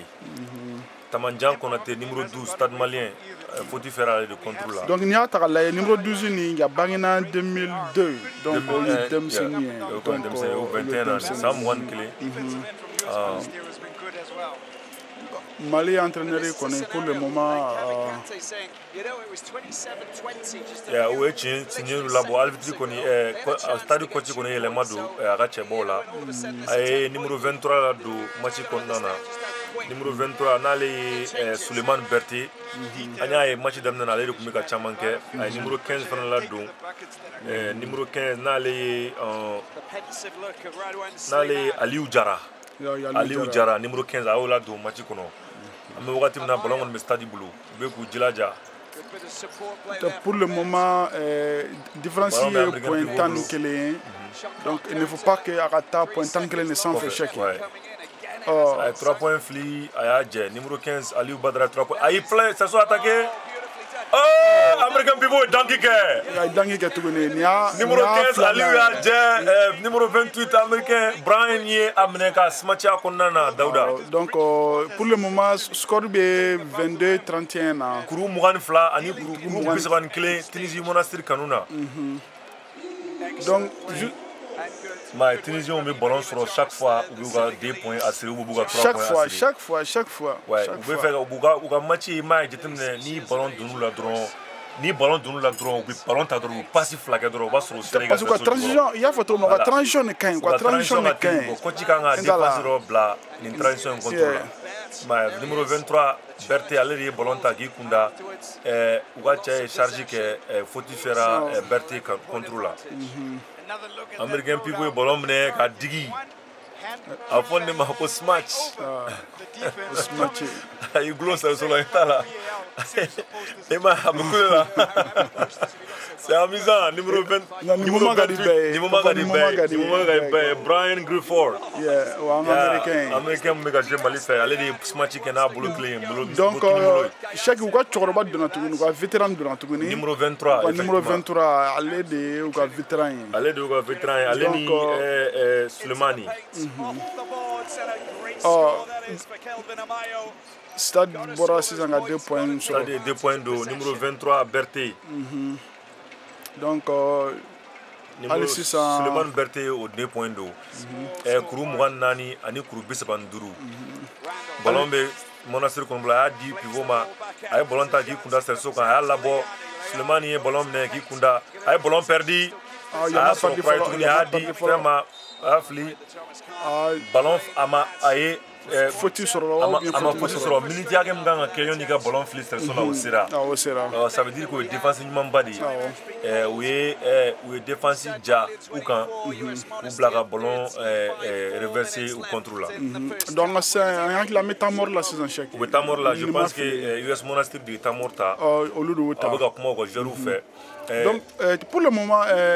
score koni be bisabani durula kata Tunisien fan fait Mali be moi anu nanina. Donc pour le moment Mali koni me kofé. Donc on espère que chaque ganten na kuma ka chadon fait. Ouais, kula famia. Kula famia. Et comme flema il la fa da Tunisie ku nga fa Mali ga gelen ko juku. Uga ballon katin ko juku. Boni mi frati drone bi e ba jego kanona kana drone ba flika ta brega kana défense là. E ba je wa flika ta duga kana donc il y a photo comme la transition quoi parce que uga transition a telin ko juku ni ballon du la drone mo folo mi ballon ta drone ballon passer mo ma ta so tikini pa fla drone go ni milieu terrain. Donc on fana be ti kun lo ko ta drone ka dribbler wa so Sénégal c'est ça là. Donc il faut un actif défensif de sur mou se ka signer rapidement défense là mou se ka poli nous bien ka transition coupée ou va passer mo ma ko tiki voilà ou quand on rejette ça mais anya ba la ka fo stade malien qu'on a point munga point ka chan kuru ka chan beta e Suleiman Berté kuru kono to balé bulu ka fara o mana boyno kuru fla be to be bulu Jokin Wilkin kuru fla balé bulu américain Brian Bridger ali américain ye uni kuru duru balé bulu ka fara fin kon US Monastir kon kanuna anya bala Jérôme Randol kuru shegin balé bulu uga kuru chama mo bulu Firas Lodi no pivot ça veut dire que pivot de ka gange ko jugu kenen kon na Dauda nous sera ko ka chola se ka pivot no comme il y a fait dans ton là numéro 2 Randel donc ani 45 ni ko espérant de maintenir do ka pivot donc le ka transition kan ga tika cheki donc en tant que l'homme tika ko no be datiki ka stade là effectivement stade ko 3 points fli Amadou 3 points fli Amadou bon ça bon avec c'est-à-dire que j'adore kɛrɛfɛ an hakili la ya bin tɔgɔ ma ɲɛ docteur bɛna wele sisan ka taa voir c'est-à-dire que joueur kɔni dɔ bina an t'a dɔn joueur voilà numéro 6 ou bien 8 je pense que numéro 6 kɔni ye Ibrahima Amin Kevin je pense que c'est Kelvin Amoya. Ok. Kelvin Amayo. On t'a donné Nigérien de dos. Je pense que Afanabe extadi Tchadon. Oh, numéro 6 de dos. Numéro 6 de dos, Kelvin Amayo.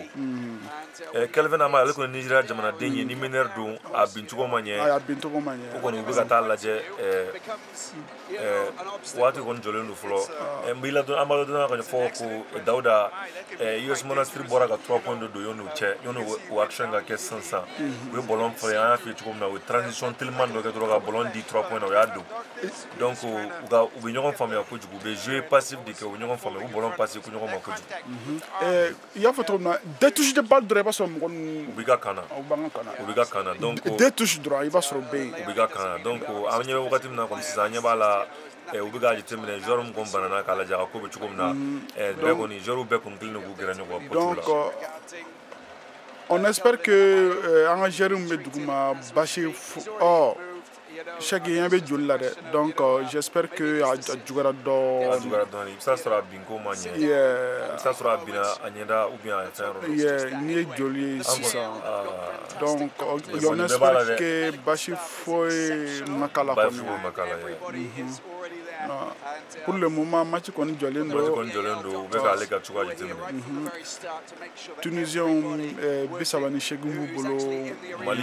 wanani pour le moment on me sait qu'à renverser Doni mais n'a temran kan cheke avec gela ko jugu avec gela n'a temran ka dro avec gela parce que nya fi tukumna amandi ku bushila ebe ka ballon ebe ka match de ke scapula anongo de asro ya anongo na asro donc antaro na asro ni arbitre bena ta Tunisien ka gérer sanctionné ou bien pas parce que anongo na asro atara de bon no fa tola anongo stade joueur nyara kinimule en vansoro na bina aucun ce terrain kan angon mo gatuna donc arbitre be kala ye ajalaje akera tukum na ka jaje temne na soro ni foot flagrant ou bien ni foot mganga di Tunisie cheboma ga pivot alere de uga bitamando nyebala je pense que uga comment faire ay munke amanya yi expliquer ya manye bon trono soro num na sanction façon takama sinon na so ni a que national d'abord comment de connaître Miras ale to Miras la yani Miras Layani ale de Walia Inkera ale de fait Tunisie jamana pivot numéro 23 na jolendo ni verbanyana donc ni a yalsa yal vitroube ga imagine c'est que anga malen tedom meduguma aka fen juara parce que docteur Billinov na alsa docteur Billinov na alsa donc al vitri sawa be ga manyon fait Nigeria jamana dendo Nigeria jamana de na to ko Amayo Nigeria jamana de Kelvin Amayo ale de Sadiga Chaibomu banana be ka nonye ke akoka madala na na seka sigi matching kono ay no na madala parce que jolibe ga boto ko na madala na sa fa bon tra na so ni gal vitrine nu me bo fena bu bo jamana jume kan al vitrine nu me bo jamana chamana ou be sélectionner en fonction de la ligue ou vous formé ka consume duma mba wala dona ga foni ni tournoi ngoni ala benenu NBA de fait NBA ka bulu fara bare do NBA la nyini ke ka lase frafna ligue bulu fara do di frafna ma ulubi mu be sponsorisé ulubi bi fin mais avec ça on s'en est wow avec ça on s'en est nya chance samana de ye jamukan kon ambe asasian sasana de ambe kuna fulu di maldium ma ani jia jamana wero ma kan wero la amba wala dona ga fo voir l'Amérique ni jamukan partenaire officiel de ye ni abega fo lang duru nyona de la ami wakati na ni wakati na voir l'Amérique be ka di dunia ma na foli kunguna nyenye ni basketball Africa League kuna na ka benye fo jamana du ni kan duru de la dien jamana fe kan duru de la donc bamananga o do o de bala amin kenen ga bi stade malien gon bi kenen ka nale na Mali kuma bo kenen gon na daud bi akli jinga fo ni conférence mana boy conférence wara be ko Niles conference no btake Egypte jamana ka Egypte jamana ka donc Nile conférence chèque et en anglais là donc je pense que ça vient du fleuve Nil conférence du Nil voilà conférence voilà donc on veut que Égypte fait donc en fort comment d'amener donc à partir du 26 avril au 6 mai on va se soumettre le RBCna absolument on va se soumettre le RBCna donc on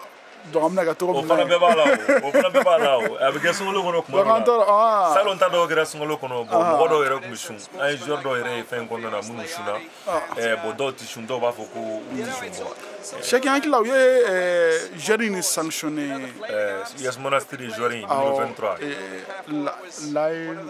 Miras je pense à toko de Miras Layani Miras Layani, pivot numéro 23, Firas Layani, le verbe c'est ça, où il faut technique de fois le contrôle là. Il faut technique de fois. Donc, dans ce franc flamme de stadium, stadium vega là ben. Anyaba la Layani kon biga kuma Miras kon biga kuma Mali entraîneur ou fait. Parce que anga jere mu duguma blessure Djouara. Donc anyaba la biga kuma stade malien coach assistant Kabani ala assistant fait ko fenka a tege duma je pense que abiga ira ka foko aller de Jota là. Donc abiga excuser ani solidarité kuma on foni absaka ken yo doye. Chaque ni opportunité de ka jembela ka foko ambe continent kelena ka fo ambe kelen a lancé France Flofli ayado numéro 1 Mali joueur numéro 1 Makan Keita allait de lancer France Flodo flana fana fili ayo fana do o Mali ta ke kuru mugan woro Tunisie jamana US Monastir kuru bisabani shegi donc pour le moment score kon ma creusé ko sebe donc Al-Sissa yanjigi ba kan ka foko stade ka chedo meseka ni remonter parce que ni équipe ni cheki talamu la me ko telini ouais ko telini en 3 points solo à 2 points fli je pense que Suleiman Berté allait de kodo pivot ma ki yelema ka move ke ka shoti ke à 2 points fla fraka donc si ça score Mali be mugani shegina US Monastir be bisaban shegina ku tande bu nyon che Dauda minute sabayoni mitanga bo donc Sony carton flananga ba waje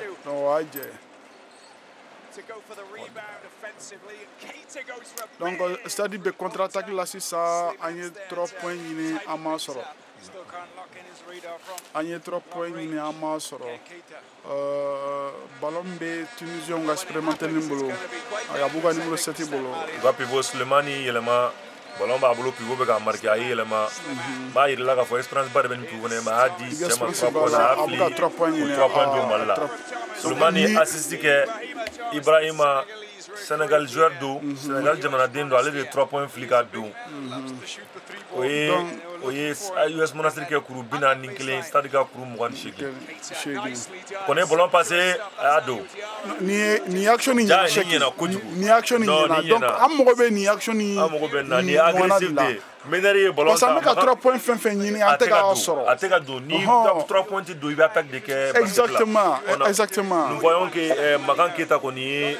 3 points Makan Keita ballon ta ki digi fin ga ay ballon passé numéro 15 Maliou Jaraya do donc on va faire mais à 3 points on va faire ma 3 points soro donc pour le moment Mali be attaque là digi ni action yana numéro 15 international donc ni antana ni ya me saka tanyo numéro 15 Suleiman Berté ballon di numéro 15 ma numéro 15 Aliou Diara pivolo Tiamanjala ale yira madro ka digi sur la match là ballon be US Monastir bolo 600 ay ballon passé va pivot ma 3 points fli aya Mali rebonta Suleiman Berté kon migi kunda Tunisie Chelou Sanga ay ballon ta ki digi foti fera Foti Fiera US Monastir Kanuna Dauda u bɛ ka réveiller dɛ u bɛ ka wuli i b'a sɔrɔ y'entraîneur kuma n'u fɛ o chèque mais an mago bɛ nin de la o mais olu bɛ ka 3 points ɲini 3 points tɛ ka sɔrɔ 3 points tɛ ka sɔrɔ ni 3 points tɛ ka donc a bɛ se mun na i bɛ attaque kɛ basket yɛrɛ bɛ ten ni 3 points tɛ sɔrɔ i bolo i bɛ attaque kɛ bon ɲɛ b'a la joueur ninnu bɛɛ la k'a daminɛ 1 ka taa fo 5 la a bɛɛ bɛ se ka ballon dribbler attaque la donc a bɛɛ bɛ se fɛn an ka 3 points nin man ɲi donc parce que à chaque fois an bɛ ka 3 points ɲini an bɛ ka ballon perdu donc Tunisien bɛ ka taa don effectivement maintenant an taara ni nin ye tan absolument parce que denmisɛnnin ninnu u bɛ se o u bɛ se talent b'u la donc numéro 23 numéro 23 a bɛna fɔ u ye faute dɔ fiyɛ ale contre la awɔ u ye faute dɔ fiyɛ contre la je pense que u y'a expulsé yɛrɛ parce que ɲɛ b'a la a bɛ ka bɔ terrain kɔnɔna na a bɛ ka bɔ terrain parce que a ka faute cayara a ye ballon ta an ka Mali joueur ye numéro 23 Sulemani Berté ye ballon ta k'i kunda Serso kan a y'i jɔ a ɲɛ k'i fɛn ye quoi a b'a fɔ nin ma ko moving screen lancer franc faute technique kelen dira a ma tuguni je pense que a ka baara jiginna je pense que a bɛna bɔ terrain kɔnɔna na parce que faute technique 2 dira a ma a kɔni bɛ k'i munumunu n'a ma bɔ a y'i sigi banna lancer franc kɔni dira Mali ma faute technique dira Mali ma c'était brutal a ye cɛ dɔ in gosi a kinbiriku la ka dɔ in gosi a disi la i y'a ye a binna duguma Sulemani Berté ale de bɛ ka lancer franc filɛ a ye fɔlɔ don a ye filanan fana don je pense que lancer franc saba de dira ma donc an bɛ ka taa ça fait maintenant 5 minutes chaque Mali ka ni club ninnu bɛ ka image bɛ voilà u bɛ ka point nabɔ dɔɔni donc u bɛ ka point nabɔ dɔɔni donc u bɛ ka image wɛrɛ yira an na donc nous continuera tan donc an ta la quoi numéro 2 nin dɛ numéro 2 nin de b'u ka transition bɛɛ kɛ o y'a faamuya i m'a ye Mamadou Vieux bɛ ka ale marquer sisan voilà donc il faut que donc ale ka transition de kan ka tigɛ i m'a ye o ye ballon minɛ a la sisan o ye ballon minɛ o la sisan parce que o y'a marqué ka o numéro 2 marqué ka b'i kunna parce que ale de y'u ka sa kunkolo ye ale sa kunkolo ye donc n'i y'ale marqué dɔrɔn a ballon bɛ taa gɛlɛya o ka transition bɛ couper voilà o y'ale marqué daminɛ ka b'i kunna donc a ye ballon fili a y'a jɛ Mali pivot rebond ta a ye reverse kɛ a y'a don Mali y'a don tuguni n'u fila farala Mali ka point kan Mali bɛ 37 la 37 ani kuru 41 Tunisie kanu na an b'a lɔdɔnya k'a fɔ kuru 4 dɔrɔn de b'u ni ɲɔgɔn cɛ sisan minute 2 seconde 47 yanni u ka bɔ mi-temps na an ɲɛ b'a la ballon kɔni bɛ Monastir bolo sisan est-ce que Mali tɛna changement de kɛ sisan ou bien faute de faire a kɛtɔla ka ballon fili faute de faire k'a magara nɔngɔnkuru la donc ale bɛna lancer fila fili donc o ye faute technique ye faute lancer franc i ye numéro 2 mun fɔ Jérôme Rondel américain mun bɛ ka jouer Tunisie jamana fɛ n'a sa kunkolo n'ale de meneur ye ale de bɛ ka point bɛɛ don je pense que point min b'ale bolo US Monastir la a tɛ mɔgɔ si bolo waati min na je pense qu'il a 8 points ale de y'u ka leader ye fɛn kɔfɛ a 9 points don sisan a bɛna kɛ 10 points ye o mana bɔ yen nɔ Firas mun bɛ ka faute caman kɛ ale de bɛ point min b'ale bolo o tɛ mɔgɔ si bolo donc Mali kɔni fanfɛla la Sulemani Berté kuru 13 b'ale bolo Aliou Jara ni pivot do kuru 8 b'ale bolo Makan Keita kuru 3 b'ale bolo Mali kɔnɔna fana Brian Bridge ni américain jamanaden do lamɛnkɛ jamanaden do kuru 5 b'ale bolo Dawuda an bɛ wagati min na sisan seconde 47 yanni an ka taa mi-temps na o kɔni bɛ ka lancer franc fili a ye lancer franc fɔlɔ don a bɛ ka filanan fili a ye filanan fana don o y'ale ka kuru kɛ kuru 10 ye US Monastir jɛkulu fɛ ballon kɔni bɛ Mali bolo 3 points fili a donna ka bɔ faute fiyɛra a ye faute fiyɛ Mali Tunisie contre la Mali numéro 15 Aliou Jara ale tun bɛna rebond ta Tunisie cɛbɔ ye ale minɛ a kɛtɔla ka taa rebond ta k'a minɛ n'a bolo ye k'a fili duguma faute fiyɛra Tunisie jamana contre la Tunisien mun ka cɛden mun ye faute kɛ a tɔgɔ Mohamed Gahaza numéro 24 a bɛna fɔ numéro 6 de don a bɛna fɔ ka numéro 6 de don Ibrahim Thomas wɔlɔfɔden Sénégal jamanaden faute fiyɛra ale contre la là je prends profil au manier il faut que flanan gadon chaque il faut que flanan gadon Aliou Badara koni anya bala ka flanan dona soni angata mitana ça sera bon ouais nyaba Aliou Badara na demsen do anya bala sam ngon kelendo maliendo dawda ni joueur sugu de bi fega akadine ani NBA bi ka joueur sugu de demsen ni usemu koro quoi ya boni talambula joueur sugu de kadouye parce qu'avec critères bien remplis Anyabala il est en train de très bien jouer il a 21 ans seulement moi qui la fana joueur local de do malgré du moment il ka boflo bon ni chance di mal joueur demsen bema akasaka donc pour exposer ka boflo mo ga don ya mo ga don parce que le profil créé là à travers ni tournoi ni wala un CV ni tournoi ni opportunité de au beblo wala sa ku ka talent ira wala sa ki ka talent ira pour que ka opportunité sera bon angon bala san stadi coach sababu bebe ga nyogoni time tu tara équipe do fait bega kuma ubuna kuma ko cedon fait donc il faut que amna tamitam na san chaki stadi entraîneur ni staff technique ka essayer ka voilà kuma ko demsonu fait ka kuma demsonu fait parce que demsonu ya we problème mun soro mitan konana voilà donc wa faiblesse yoro mun te ga nyogu yoro me ga nyogu logo je temene bon yanki la u yere bu ka faiblesse do do ba don en tant que joueur la défense là rapidement attends casser ga mo nunu la jo parce que mo nunu be ballon de fli ñogon fay bu passe polo ke dron transition flana bena exactement amena ni mitam bora sa ba fa lo dona ka fo mitam na damne ni kartan ni tamar ni bora insa ni tamatin bora insa pour minute seconde bisaba ni nani de beyon ni mitanga bo amena study joueur korodo nale ko study mo yina be amerique na siraga kalan bo opportunité so na amerique jamana kono na be basket ki ano bagari sila amena kuma dale fana ma mitan konna na ga kina fo ni matchika parce que ale fana study joueur koroy na study ki na ga na amerique ano amena kuma dale fana ma mitan mana bo ka la jamachi mina ukanga munde ke pour que buire bonna 35 secondes minute seconde bisaba de beno ballon on bi US Monastir bulu 44 37 US Monastir kanuna ku binan nani anu ku bisaba ani shibulula we ballon fli aje we remonta Sénégalais remonta tuguni a remonta kurai tuguni mais ni mika tugudi il faut chaman jolendo serso jukoro ay ballon fli chien saba ga remonta chien saba nga be manager saba chaman la ukanga rebond tali ale be jol no gala je on ko na fa ko ballon de pora parce que amna fa ballon taper ligne je pense que ballon est stade malien de taille seconde chegi nyoko na yon match ka ba ballon me mener bulu 5 secondes kanga fili de 3 points amanya ni mone ni mitan bolé dauda ni mitan ni deuxième quart-temps si kon be sans faire crew bisabani bidani ni nani ani kuru bi wolo bisaba ani shegi ani wolonvla mais tinzi kanuna ba malo dona ka fo kuru tan wolonvla kuru tan sababe Suleiman Berte Bulu stade malien Chebodo stade US Monastir konna kuru tan wolonvla be mo gombulu oye Jérôme Morandoli amalo dona ka fo mitango bora sisa dauda anya ka fo ekibu flanu anyu bega ba talent ni sisa mum se muna munga point fort e muye munga point fort muye anyo budget ni sani premier mi-temps konnana bagari anya bala stade malien mega gelao soro ni kenen konnana anya bala we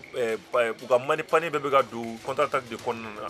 ballon me we mal nous ballon jedron uga Monastir bi ballon ta va passer mo clément passer fladro va soro timna milieu kan be contre attaque point du nuna akle jume bagari Facebook la contre attaque la ko jiga nga sema jume mbo kula jo ko mere basketi champion chelu do ke bagay be basdi ko nyero musiklera awre nyen don sekonem musikleno ka matin la alibi quoi bon ni kan plateau comme ni équipe Sud-Lendo Tunisien nous Sud-Lendo ça fait comment peut-être il va trop sans chama mo damado bula buga junior en fait donc Mali équipe Fleur on est plus jeune que eux donc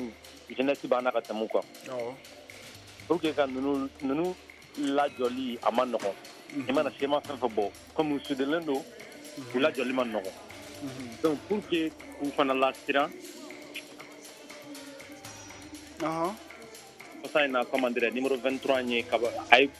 problème do sɔrɔ n'anga numéro 23 ballon sɔrɔ dɔrɔn a bɛ taga a t'a jɔ donc côté bi k'a la ye donc numéro 23 ye fanga sɔrɔ y'a labɔ poti sababu numéro 23 ni bolo poti sababu numéro 6 ni bolo ou bien poti naani bi numéro 6 ni bolo ou numéro 6 donc ne fɛ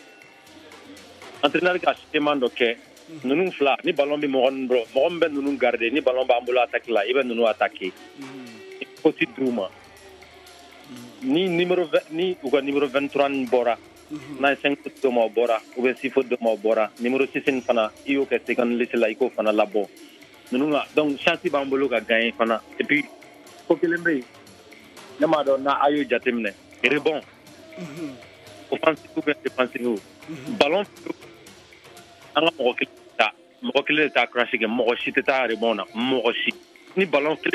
kelen ballon fili bɛɛ b'i jɔ k'a lajɛ mɔgɔ kelen an ka mɔgɔ kelen dɔrɔn de bɛ taa mɔgɔ wɛrɛ si tɛ taa bon ne t'o faamuya quoi n'a sɔrɔ an kun bɛ taa rebond na n'an bɛ taa rebond na k'an bɛ rebond n'an bɛ taa rebond na an ka tɛmɛ n'u ye an bɛ se ka an bɛ rebond caman sɔrɔ an bɛ faute dɔ sɔrɔ an bɛ se ka baki ninnu kɛ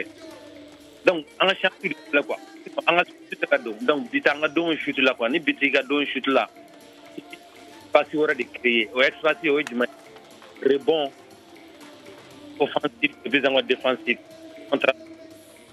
ni sera k'olu appliquer ka ɲɛ chance b'i bolo ka match gagner parce que ninnu filɛ 2 par 3 passes sont là-bas donc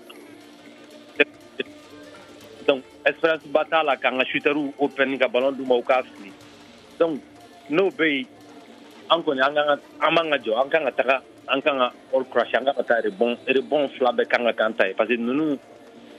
a yɛrɛ derrière la ye wɔlɔfɔ kɛn kelen dɔrɔn de bɛ yen an ka mɔgɔ 4 ou bien mɔgɔ 3 cɛmancɛ la min bɛ ka rebond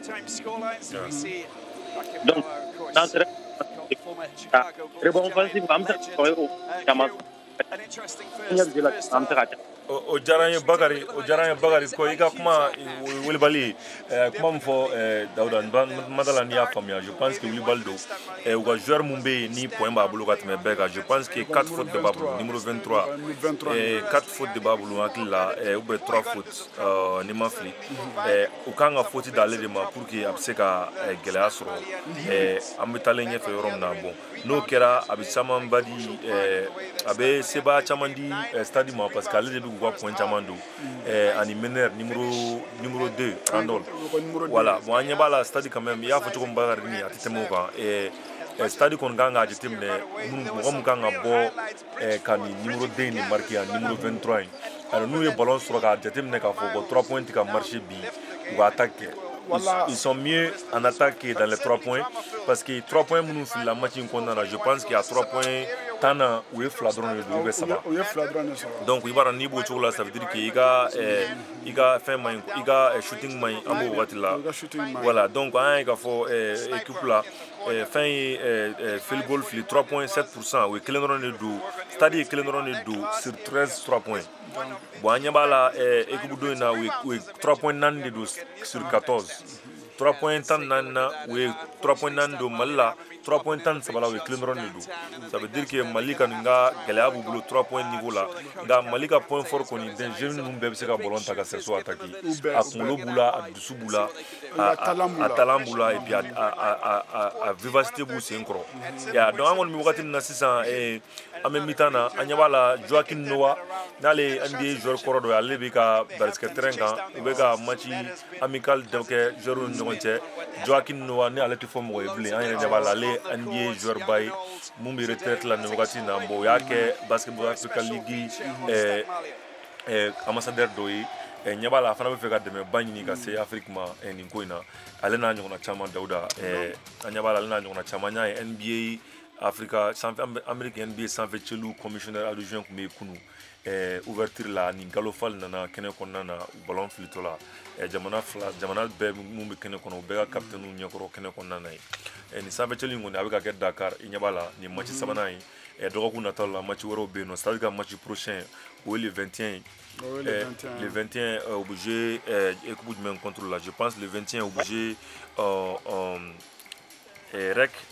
budget règle de contrôle là je pense Rwanda. Le 21 obligé nous règle obligé équipe nous donne ou bien Côte d'Ivoire. Bon, obligé c'est Nigeria de contrôle là et le 21 obligé le Massik le 14 obligé les 14 obligé Kwara Falcon Basket Club de contrôle là Nigeria les 14 jours match prochain au Manabueno uni association sportive de douane et Cabo Sénégal nous l'union sur le 17 mars au Manabueno uni Rwanda Energy Group l'union sur le 18 au Manabueno uni Abidjan l'union sur le 21 au Manabueno match là-bas le 21 match là-bas le 21 donc amna fo bébé match duru de que bon match duru la mo do kan qualifier ka bonina je pense que équipe nous na équipe fla ou benan de kan qualifier kata dem quart de finale là donc conférence nil fanana ulu fana ka chebo qualifier kata playoff là ulu le temps on soro Kigali donc playoff mona ke no finale fana ke no donc à niveau mona sisa à mon niveau de là stade ko nga ñu ko boko floy am la dona ka fo Dauda am mo mola da ka fo ni match clean perdu ko ta yara ko ni abani match flanambe sabanambe nanambe durnambe aduna na ibi jila da ka saba gagner pour que chance ka kibulo mais ni ça va perdre dron chance basi bulu ka ta nya fait donc ni uga match abseka ko be gagner parce que match fla to matcha ka carton fla bi no bagari afatu ko nous sera ka stratégie de la stratégie mbato ou sega nous la jo contre attaque ina ku ka match panio asiri parce que anya balo e pané chama de je we pané chama de je anya bala mali joro ko mbika kuma mali joro ka kuma uga uluka potage ko lu contrôle.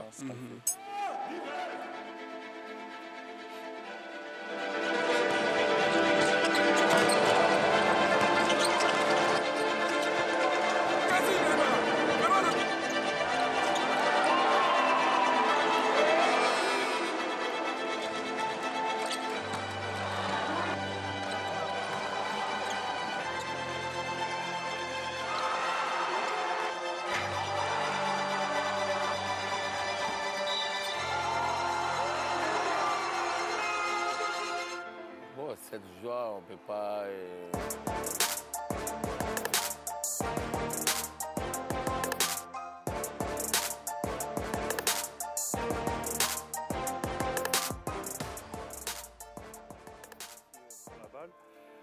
Pour le club, forcément, c'est un grand exploit, car c'est l'accomplissement d'une saison, d'un travail acharné. On a eu des hauts et des bas. Maintenant, on va continuer sur cette lancée pour aller à Dakar et se qualifier pour aller à Kigali si possible. Et cette qualification a dynamisé encore les jeunes qui veulent toujours participer à cette compétition de balle. En termes d'exposition, c'est vraiment quelque chose d'incroyable parce que c'est vraiment quelque chose qui va montrer une grande vitrine pour les joueurs africains et pour les pays africains aussi. Parce que dans ce continent-là, on a des joueurs très talentueux et je pense que ça peut être qu'une bonne publicité pour le continent et pour les clubs africains.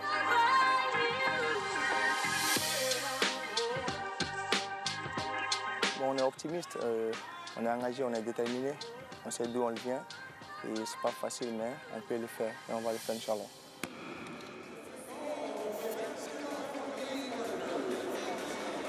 Yeah, welcome back to the Dakar Arena. Only moments away from the start of the third quarter, of course. And time is, well, it's a countdown, isn't it? You can see that there's a 7-point lead so far for the Towers of US Monastir, who are preparing. Ambalo dona ka fo club evoa ka jemukan krengren la ka nyeshoma Basketball Africa League kan bita koni damne na ambe stadi bulobi ni vewa ka jemukan krengren ni ka Basketball Africa League kuna fuli be chare ye ka so aus yor la bamananga na dien fambe amba yolo dona ka fo vewa e Basketball Africa League partner officiel ye munumbe kani kumaka nundi awma ani kani kuna fuli nuni Basketball Africa League kuna fuli be dawma el kanduru de la bamananga yo doye amalo dona ka fɔ ko stade kɔni bɛ nin kɛnɛ in kɔnɔna na bi Mali kanu na ka Mali représenter an ɲɛ b'a la Gallo Fall yɛrɛ bɛ terrain kɔnɔna na a bɛ ka tɛgɛrɛ fɔ ani fɛnw bɛ ka photo ni fɛnw ta Gallo Fall an b'a yir'a la ka fɔ Amadou Gallo Fall ale de ye Basketball Africa League nin président ye fɛn in daminɛna ni fɛn caman de ye Dawuda fɛn dɔ bɛ yen ko Basketball Without a Border san o san u tun bɛ denmisɛnninw wele ka na ka bɔ jamana wɛrɛ la denmisɛnnin talentueux ka n'u exposer NBA ni Amérique coachw ɲɛkɔrɔ a kan kun bɛ kɛ Sud-Afrique de san o san bon ne yɛrɛ participer o la ni mɔgɔ caman donc o kan in kɔnɔna na u bɛ joueurs la nati Amérique bon o kan in de labanna ka kɛ nin ye tantɔ ka na NBA Academy kɛ Sénégal ka tila ka na junior NBA kɛ n'u bɛ denmisɛnninw minnu si ka dɔgɔ k'u bila ka na tournant dɔ la Amérique o bɛɛ bɔra nin fɛn in de kɔnɔna na Dawuda ça veut dire que nin fɛn ye fɛnba de ye mun ka fisa Afrique ma ani farafinna ma kojugu Afrique jamana kelen dɔrɔn tɛ jamana bɛɛ b'a la an y'a ye k'a fɔ équipe 5 kura de farala ɲinan ta kan Uganda b'o la Uganda jamana mun ma deli ka ye fɛn caman na o fɛn ninnu Uganda b'o la équipe wɛrɛ mun tɔgɔ ko ABC Côte d'Ivoire nin y'ale siɲɛ fɔlɔ ye tournoi in kɔnɔna na Côte d'Ivoire jamana foyi ma deli ka na kɛnɛ in kɔnɔna na fɔlɔ nin y'ale siɲɛ fɔlɔ ye ka fara équipe ugandaise kan nin y'olu fana siɲɛ fɔlɔ ye ka fara Kouawara Falcon ka bɔ Nigeria nin y'olu fana siɲɛ fɔlɔ ye bon Slack kɔni ale tun bɛ yen nɔ ani Al Ahly o ye Egypte équipe ye olu fana ye équipe kura ye mais Beira tun bɛ yen nɔ o b'a yir'i la k'a fɔ ko basket bɛ cogo min na Dawuda an bɛ taalen ɲɛfɛ an bɛna équipe caman de ye an bɛ sɔn ka Sudan ye an bɛ sɔn ka Niger ye an bɛ sɔn ka dugu caman de ye taalen ɲɛfɛ minnu bɛna u sen don nin fɛn in na et puis a bɛ n'u ka jamana bila basket sanfɛcilu tolantan kɔnɔna na. Cheikh y'a fɔ cogo min na an filɛ nin ye mi-temps na Stade Malien ka 37 Tunisie ka 44 donc an bɛ mi-temps na sɔnni mi-temps na daminɛ sisan kɛnɛ min bɛ ka kɛ Dakari a bɛ ka kɛ Sénégal donc i ye maaba dɔw fɔ sanfɛcɛlu la i y'a fɔ Gallo Fall ni Joachim Noah voilà Joachim Noah donc ale tɛ fɔ mɔgɔ ɲɛna tuguni parce que ale fakɛ fɛnɛ tun bɛ tennis kɛ Faransi donc voilà star kun don donc star kun don donc fa kɛra tennisman ye den kɛra basketteur ye donc Bakari ye analyse dɔ fɔ Cheikh mi-temps kɔnɔna la mun ye rebond ko ye donc il faut que an ka joueurs ni entraîneurs donc u ka se ka fɛɛrɛ ɲini o la parce que c'est pas possible que k'a fɔ ko chaque fois rebond na malien tɛ yen n t'a la bon alors que denmisɛnninw dun ka kɛnɛ an ka denmisɛnninw ka kɛnɛ donc k'a fɔ ko rebond na k'a fɔ Cheikh ko an tɛ foyi sɔrɔ rebond na o cɛman ye donc o cɛman ye effectivement i y'a fɔ cogo min na o expérience de bɛna o yɔrɔ la parce que ɲɛ bɛ mɔgɔ ninnu na expérience ba de b'u la minnu jouer don ka ɲɛ u bɛ ka Mali Ivoire US Monastir ni Mali cɛbɔ fila po minnu ka kuru ka ca ni bɛɛ ta ye Sulemani Berté ani Jérôme Randol olu de ye cɛbɔ fila ye minnu ka point bɛ bɛɛ ta ɲɛ équipe fila ninnu na bon jama yira Cheikh fɛnɛ Jérôme Randol fɛnɛ de ka kɔrɔ ka tɛmɛ US Monastir mɔgɔ bɛɛ kan parce que Sulemani fana bɛ yen fɛn fɛnɛ ani u ka numéro 24 Mohamed Gahaza donc ale bangena 1986 donc Randall ye 1987 donc ni équipe na i b'a dɔn k'a fɔ ko expérimentelw bɛ équipe na yɛrɛ de effectivement parce que 86 joueurs ka kɛ 2001 mɔgɔ confrontation na tan et puis ka résister à la a ma nɔgɔ donc expérience bɛ ka jouer expérience bɛ o bɛ jouer bɛɛ expérience de ye bon denmisɛnninw bɛ se sen ka b'u kɔrɔ mais o bɛ ka jeune expérience de ye ka caya parce que n'i bɛ passe kɛ kojugu boliba tɛ yen voilà exactement n'i bɛ se ka passe jan kɛ boliba tɛ yen quoi donc o bɛ ka o système de jeu denmisɛnninw contrôle la mais j'espère que Bakari kuma laban na yanni mi-temps ka yɛlɛn e bɛ se ka mun fɔ i bɛ fɛ ka mun de ye stade ka nin match in na u dantɔ la deuxième quart-temps troisième quart-temps kɔnɔna na sisan i bɛ fɛ ka mun de ye u bolo. n bɛ fɛ ka fɛn fɛn ye sisan n ye rebond ko min fɔ n bɛ segin ka na hali ni mɔgɔ 2 ou bien mɔgɔ 3 sera ka taa rebond na 80% chance b'an bolo an bɛ se k'o parce que n'i y'a lajɛ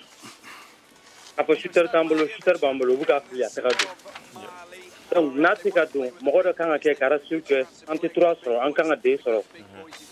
ngo la banque au de donc ngo ta nga segi ka ta défense là. Ouais, effectivement. Donc défense fanana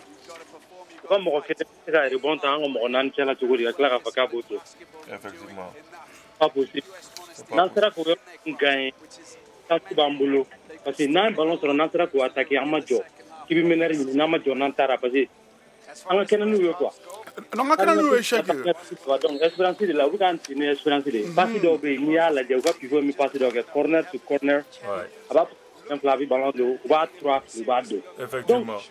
Ni yo la de espérance bu la ka temanka donc en fana kan be en fana kan bati ni kenan ni yoro de. Kenan effectivement. Exactement. Et gars, comment est-ce que tu Bagarni mi-temps flanant qu'on a dame 600 ou bega ballon passé ballon mena dit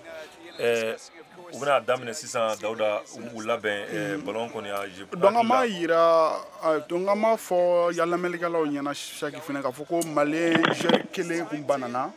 donc anta do mu boral la entre national signal donc numéro 6 de kundo donc pour le moment anta do na soro aka ko be to ko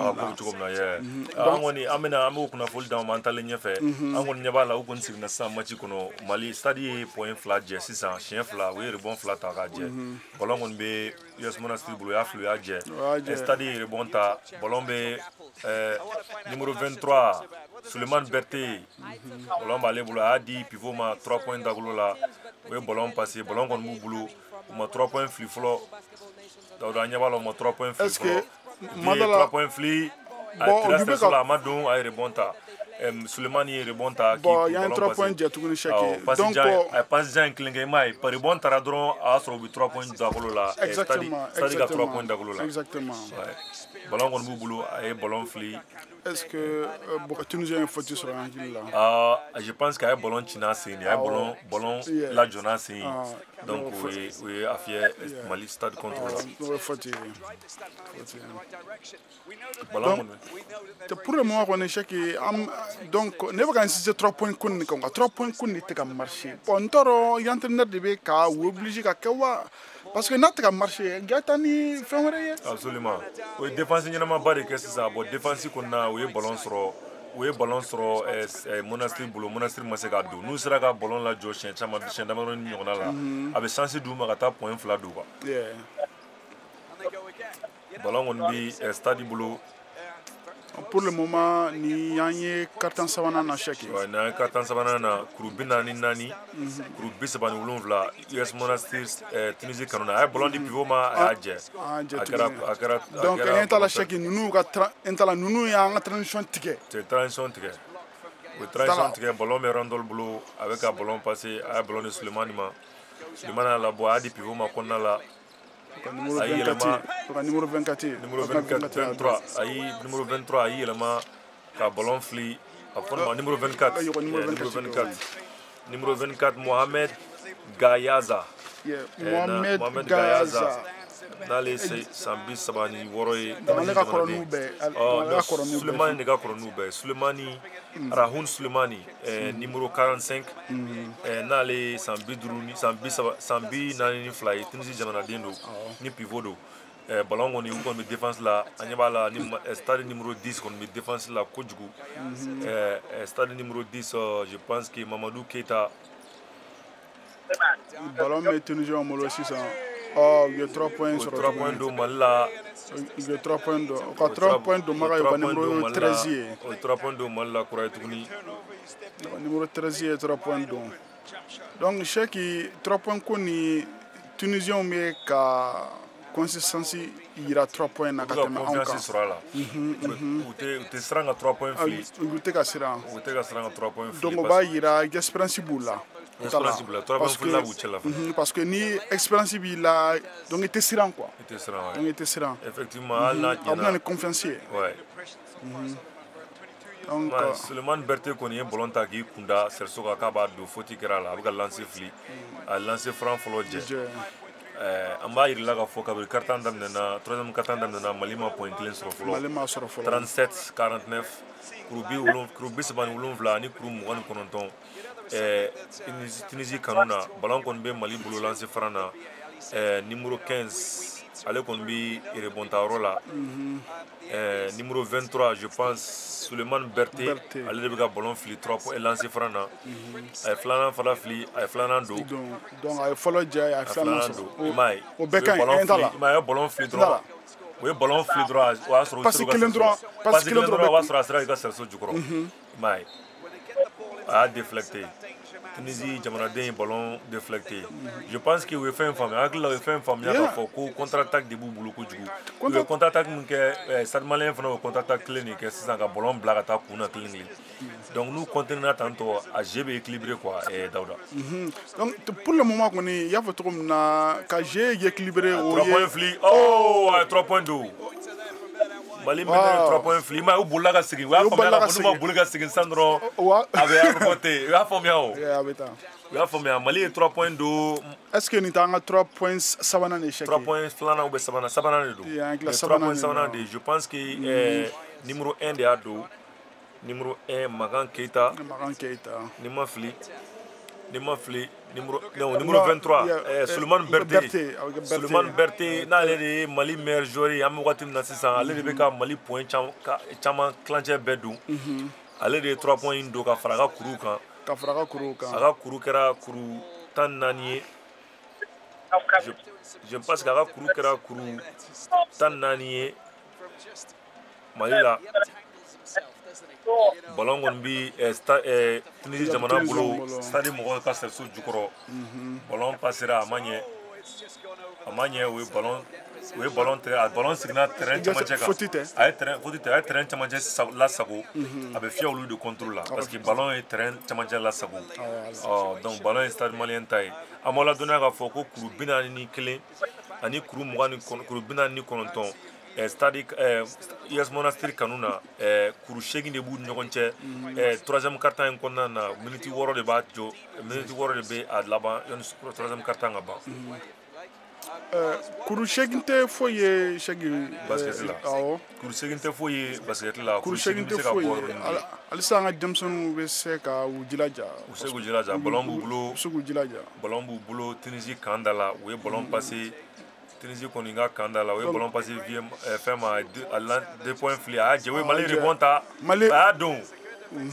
donc i ɲɛ t'a la numéro 15 il faut que an ka commencer ka rebond bɛɛ de ta Aliou Badara ale ye rebond ta rebond offensif ta k'i yɛlɛma ka don lancer Randal ye 2 points fililen kɔfɛ Randal ye ballon perdu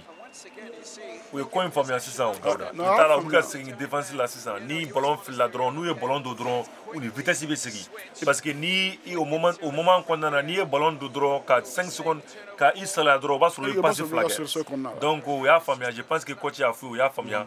donc u ye moving screen de fɔ a fɔ nin ma k'a ye écran min kɛ écran ma ɲɛ donc faute fiyɛra Tunisie contre la a ye ballon sɔrɔ ballon kɔni bɛ Mali bolo Mali ye 3 points fili a y'a jɛ bon US Monastir rebond ta pour le moment score kɔni ye 43 ye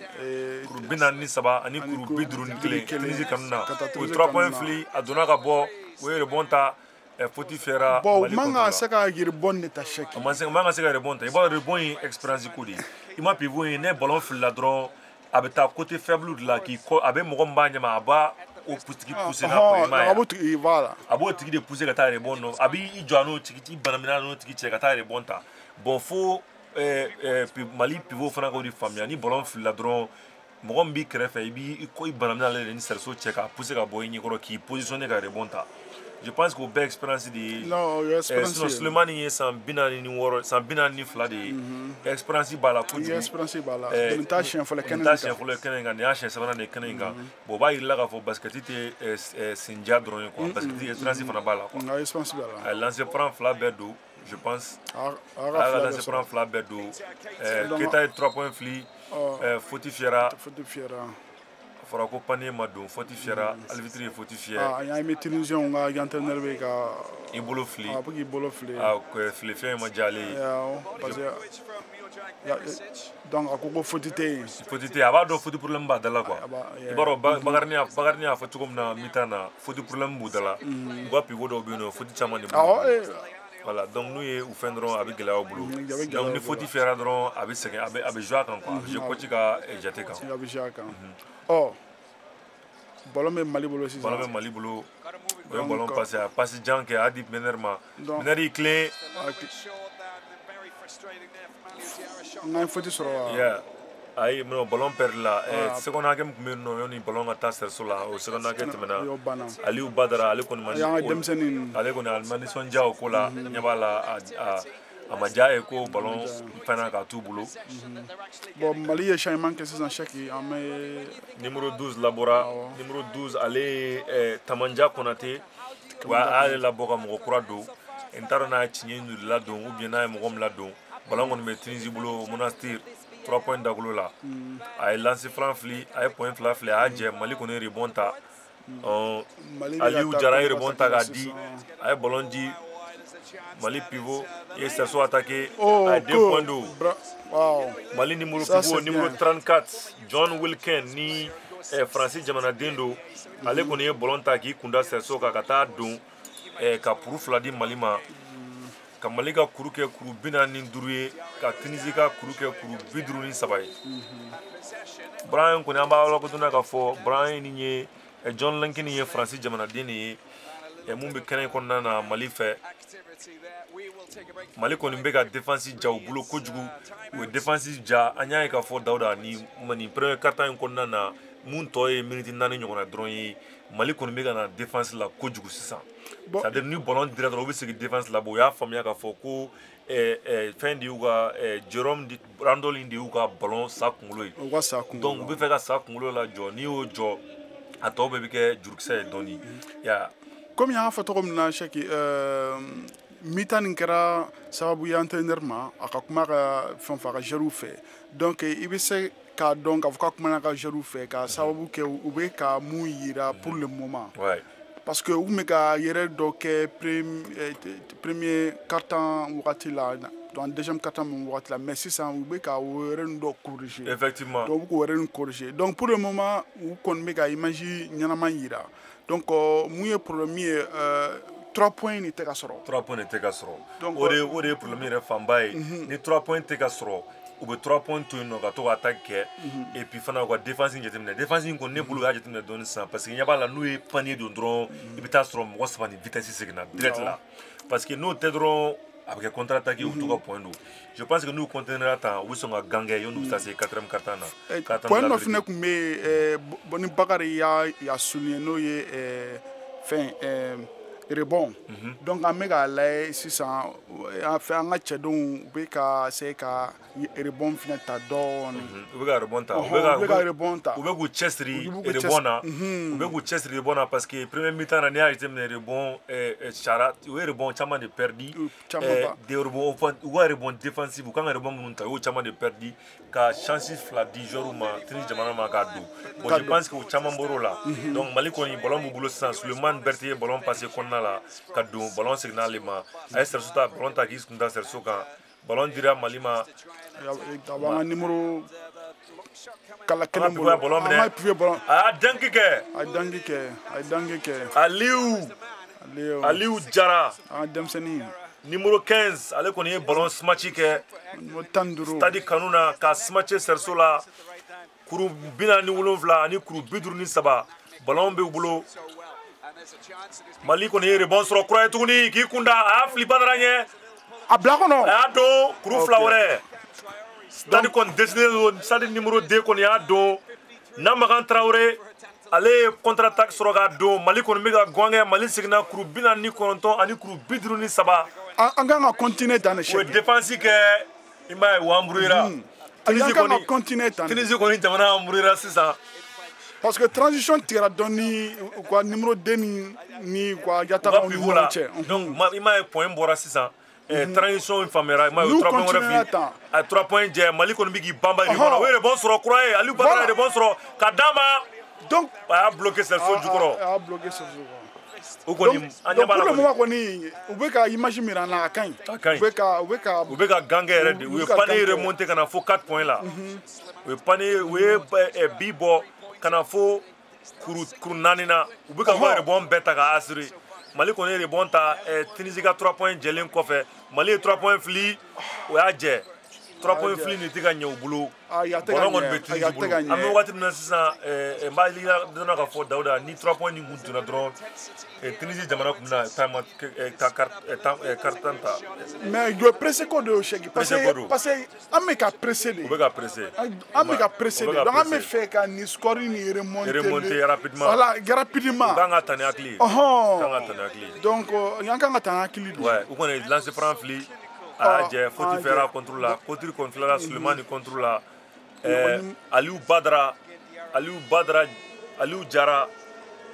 Aliou Jara pivot Mali pivot n'ale denmisɛnnin m'a bɛ ka jouer Mali fɛ faute kɛra ale de la je pense que u ye temps mort ta est-ce que temps mort est-ce que Tunisien ne ma arbitre ma sɔn ka temps mort di fɔlɔ arbitre ko k'a ka 3 points lancer franc fili fɔlɔ yɔrɔ la a bɛ sɔn ka lancer franc fɔlɔ fili u bɛ sɔn ka temps mort ta i m'a ye Aliou Badara ye lancer jump shot kɛ a ye kuru 2 fili shoot kɛ a faute kɛra la a filitɔ la donc il faut ka se ka fɛn 2 bɛɛ de chèque walasa an ma se ka sɔrɔ ninnu na cogo min na a ye fɔlɔ jɛ fɔlɔ cira Sɛrɛso da la ka bɔ a y'o jɛ a bɛna 2nan fili an b'a yɔrɔ dɔnna k'a fɔ ko Mali kɔni bɛ kuru 29 la US Monastir bi kuru 55 la o ye 49 ani 55 Tunisie Monastir kanu na an ɲɛ b'a la coach kɔni ye numéro 34 labɔ Faransi jamanaden a bɛ ka Amérique jamanaden na don ça veut dire que ale de mun ye dunk kɛ premier quart-temps na ale de bɛ donna sisan Joaquin Brian Gridford ale de donna sisan ka do in nabɔ John Wilkins Faransi jamanaden donc an b'a yira donc an b'a fɔ mɔgɔw ɲɛna k'a fɔ Mali ye faute 2 ni an ma se ka si 2 don a flash don a flash ma se ka don Aliou Badara ma se ka flash don o kɔni bɛ ka défense jija ɲɛ t'a la u bɛ ka défense jija randol kan kosɛbɛ u ye ballon di 3 points na o 3 points fili a y'a jɛ Mali kɔni ye rebond ta Mali y'a ka rebond assuré il faut toujours assurer ça. U bɛ rebond assurer sans Dawuda a bɛna fɔ tulo banna a bɛna fɔ tulo bɛ Malidenw na entraîneur kuma n'u fɛ parce que i b'u ka défaut dɔn o ye faute fiyɛ Tunisie contre la Sénégalais ye ballon sɔrɔ Sénégali jamanaden Ibrahim Thomas je pense Ibrahim Thomas numéro 6 ale de ye faute kɛ faute fiyɛra ale contre la n b'a dɔn a ma diya ale ye faute fiyɛra contre la a ma diya ye avec i bolo fili a ma diya ye a faute fiyɛra ale contre la donc kɔni ale lancer franc kɔni bɛna di Stade Malien ma Stade Malien kɔni jɔlen don ligne na sisan donc an man ka nin de jɛ chèque a ye fɔlɔ fili a ye fɔlɔ fana jɛ nin man ka kɛ o Aliou Badara ye 3 points lancer franc 3 de jɛ Aliou Badara ye lancer franc 3 de jɛ sisan minute 2 kɔnɔna na donc o bɛ fɛn dɔ yira quoi an bɛ wagati min na sisan Dawuda nin match in kan ka faamuya k'a fɔ ko nin wagati na fɛn bɛɛ comptelen don i m'a ye 2nan fana jɛ a lancer franc 4 de jɛ mun bɛ se ka kɛ fu ye ka d'u ma ballon kɔni bɛ Tunisie bolo o kɔni bɛ ka défense jija kosɛbɛ Tunisie cɛdenw kan an ɲɛ b'a la défense kɔni bɛ yen nɔ o kɛlen don k'u ka cɛbɔ minɛ Alain yɛrɛ minɛ kojugu o kana Alain minɛ ka ɲinɛ tɔw kɔ o ye ballon fili u ka cɛ kɔni y'i kunda Sɛrɛso kan arbitre ye faute fiyɛ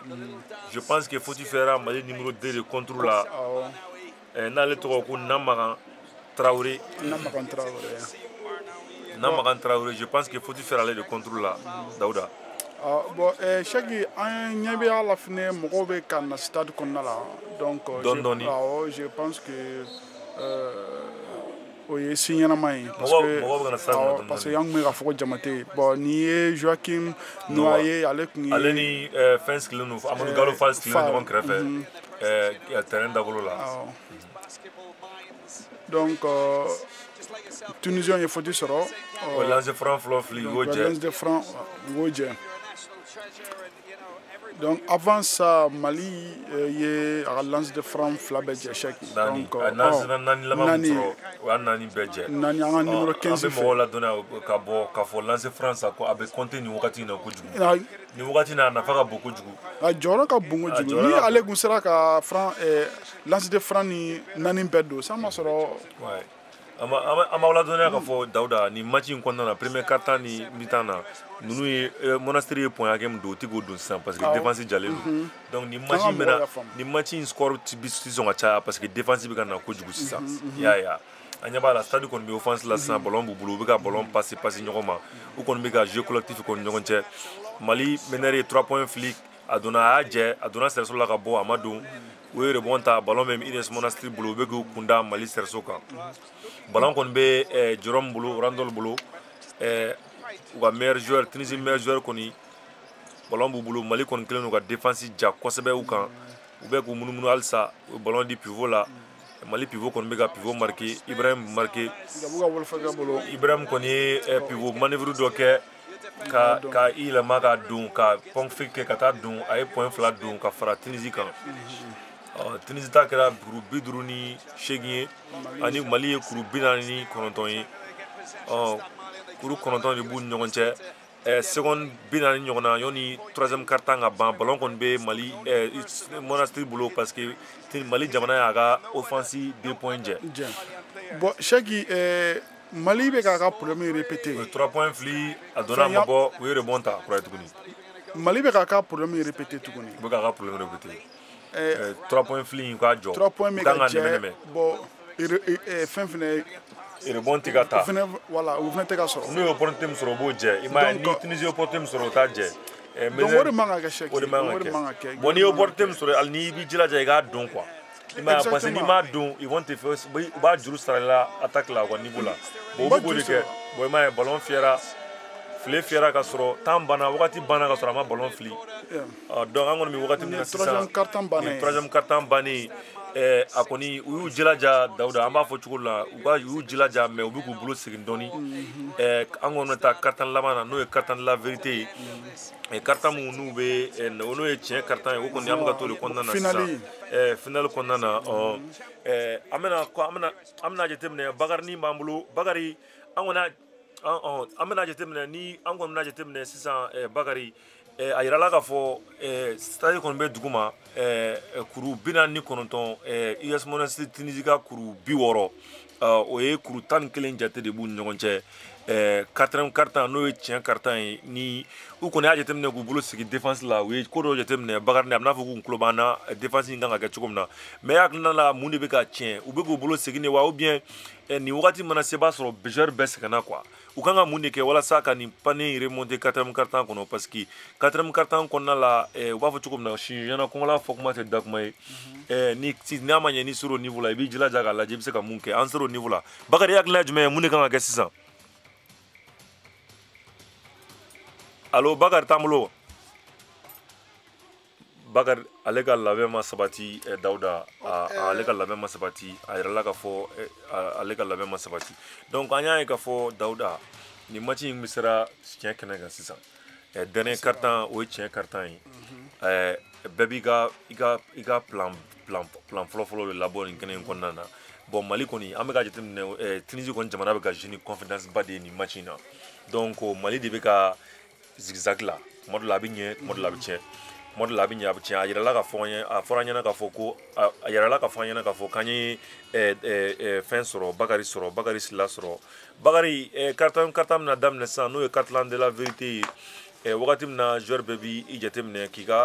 ka plan match bɔ parce que o quart-temps laban de ye pour que i ka chance sɔrɔ e bɛ mun fɔ nin quart-temps in ka daminɛ dakuruɲa damadɔni na. n bɛna teliya quoi n b'a dɔn premier quart-temps deuxième quart-temps bantɔ la n t'a dɔn n'i y'a ye parce que dɔ sigi ka o dɔɔni donc n'a sɔrɔ a bɛ se k'o fɛn sigi sen kan chaque 5 minutes ou bien chaque 4 minutes mais a b'a to tout reposer u tila a la nka u kun y'a daminɛ fɛn bɛɛ kun ka monter jusqu'à 4 mois donc o yɔrɔ la n'i y'a ye k'a fɔ min sɛgɛnna a essayer k'u remplacer u ka sigi place match kɔnɔ tuguni quoi i k'u reposer i tila k'u ladon match kɔnɔ tuguni quoi donc tension tɛ jigin quoi. o kɔni o tiɲɛ minɛ i y'a fɔ cogo min na o kɔni ye tiɲɛ bon an seginna quatrième quart-temps na Bakari quatrième quart-temps quart-temps de la vérité tiɲɛ kɛnɛ ani sedɔn kɔni kodɔn kɛnɛ ani expérience kɛnɛ de ye nin ye Dawuda Mali kɔni bɛ ka u jilaja u ye ballon ta k'u kunda u ye rebond ta u y'a jɛ u ye rebond ta kura ye tuguni u kɔni u décidelen don an ɲɛ bɛ énergie mun na sisan i b'a dɔn nin ye énergie ba de ye i tɛ ni énergie mun ɲɔgɔn ye quatrième quart-temps kɔnɔ Mali kɔni ye ballon ta u ka pivot ye ballon ta o ye rebond sɔrɔ tuguni kura ye tuguni rebond kan o ye rebond saba de sɔrɔ sisan n'u ko sera ka continuer tan a bɛ ɲɛ u bolo n'u sera ka continuer tan kɔni a ka ɲi arbitre kɔni ye faute fiyɛ je pense que faute fiyɛra Tunisie jamanaden de la numéro 7 numéro 7 je pense que faute fiyɛra ale de contre la numéro 7 n'ale tɔgɔ ko Ousmane Mahmoud faute fiyɛra ale de contre la donc n ma yira k'a fɔ Mali 3 fili Mali ye 3 points fili à 3 points d'eau. Est-ce que ni an ka 3 points nan 3 points nan ni je pense que Berté y'ale do Souleymane Berté encore le meilleur joueur du Mali am wagati min ale de Mali ka kuru caman do je pense que a 3 points wɛrɛ do Mali kanu na o Mali ka kuru kɛ kuru 52 ye Tunisie ka kuru 60 kuru 8 de bɛ yen nɔ u ni ɲɔgɔn cɛ yɔni file ka fiyɛ. Donc comme chaque y'a fait comme na ni dernière chance de bolo dernière chance de bolo donc réserve fin mai donc a ba la bosse ça absolument ni koni wakati ni a wakati anya ba la koni coach koni aga damble do aye NBA Ball Academy joueur do Chinyelu Nigeria jamana den la don ale be 4e carton konna na ko koni be défense la sa ballon bi bolo o ye ballon fle Thomas ya je Mali rebond Tunisie jamana remonte à Kouratou a bloqué oui remonte ballon même maintenant bolo yu kuda ter soka a fli oui ballon perdu oui ballon intercepté ballon dira Souleymane koni kundi ale tara ser sola ga 2 points de Tunisie c'est quand c'est un bora ka mouvement nyama ba de Mali fait mais passer de manière parce que vitesse la ko juga commencer ka freiner donc a freiner bali to e ballon fliga do Tunisie menere à ballon intercepté ballon kon bi Mali bulu attaque la 600 ou 3 points fli à 3 points d'eau Souleymane Berté koni 3 points pour do le meilleur Souleymane Berté koni dalen do ayre la joueur mu do dalen do ayre la ko ale de Mali ka 20 points de balle bulu 600 a koni a ma hésité à ka talent na fiu a mana ballon soro abi aba attaquer na 3 points soro na bulu ka se ka do aba fli aba do am wakati na 600 a 20 points de balle bulu Mali coupe la ale de Mali point kuru chama clanché bedo 20 points Tunisie ka coupe la anyaba la fin de bulu benye ou mener numéro 15 anyaba la ou pivot Fira Sin koni ale dana numéro point kuru konoton la nyaba la arbitre bi fait ka bo match la ou tu fait ka photo chaman soro mais mo ku kan wa gli sigi ka foko ku kan ga famia joueur mina do match kono yon match ga ban 4e carton ko nana ballon kon be Tunisie bulu lancer franc na ou lancer franc flo fliko do ou ga kuru ke kuru bi woro ani sabaye Mali kuru ye kuru biduru ani duru u ye kuru filana fana do ma trop lancer franc important no ko jugu ni wakati na Dauda anyaba la u ga lancer franc fla be do Mali koni ballon be Mali bulu stade malien bulu ku kunda Tunisie jamana ka cheluka ay ballon flu a passer wakati la koni cheki 2 points compte ballon manga perdu à 3 points fli tuguni a dona ka bo u fortifié alvetri fortifié Mali est fauti sur Tunisie jamana est fauti sur Mali est lancé franc Mali est fauti sur ballon n'a dit Mali ma offensive la Alvitri est fauti fier Tunisie joueur contrôle la a poussé il m'a bolo mine a bolo non on comme dans a bolo donc Alvitri est fauti fier Tunisie contrôle la ballon malon taille ballon Mali stade malien taille Tunisie c'est sous du coro ballon bi américain bolo ballon on mi Mali bulu attaque la Mali menera kon mega dribble ke ay la jump fli aduna ka bo serso la we Mali Tunisie rebonta Ibrahim Thomas rebonta ga demenerma ou kon mega je sunga suma sisa u beka je sunga suma parce que ni ben position na ibe nyefe ibe je sunga suma donc iba suma ni atele adro ba boy kuna we a famille experience bula Dauda we experience de ballon on dira pivot ma we ballon fortifié faut-il faire yoni ballon à fli faut-il faire Chinyenu de contrôle la numéro 24 ni Nigeria jamana dendo Chinyenu Ruben Chinyelu ni pivot do je pense que faut-il faire le contrôle là il joue à bluff la corta mais bela amagara pivot là Ibrahim Thomas Sénégal jamana den avec US Monastir fait faut-il faire aller là Je pense que le ballon est US Monastir ta obe kala bo. Mali cede on be ga ñogon kuma ñogonya mo duru jolo ñogon krefo bu ga ñogon kuma ñogonya. Donc on toro pour le moment l'entraîneur be ga fin OK. Il faut technique de fier Mali contrôle. Mali contrôle la ado ay follow do follow wa miner de lancer franc fli. Oh oui, faut technique follow fli au dona. Donc on a lancer franc deux fla duma. Lancer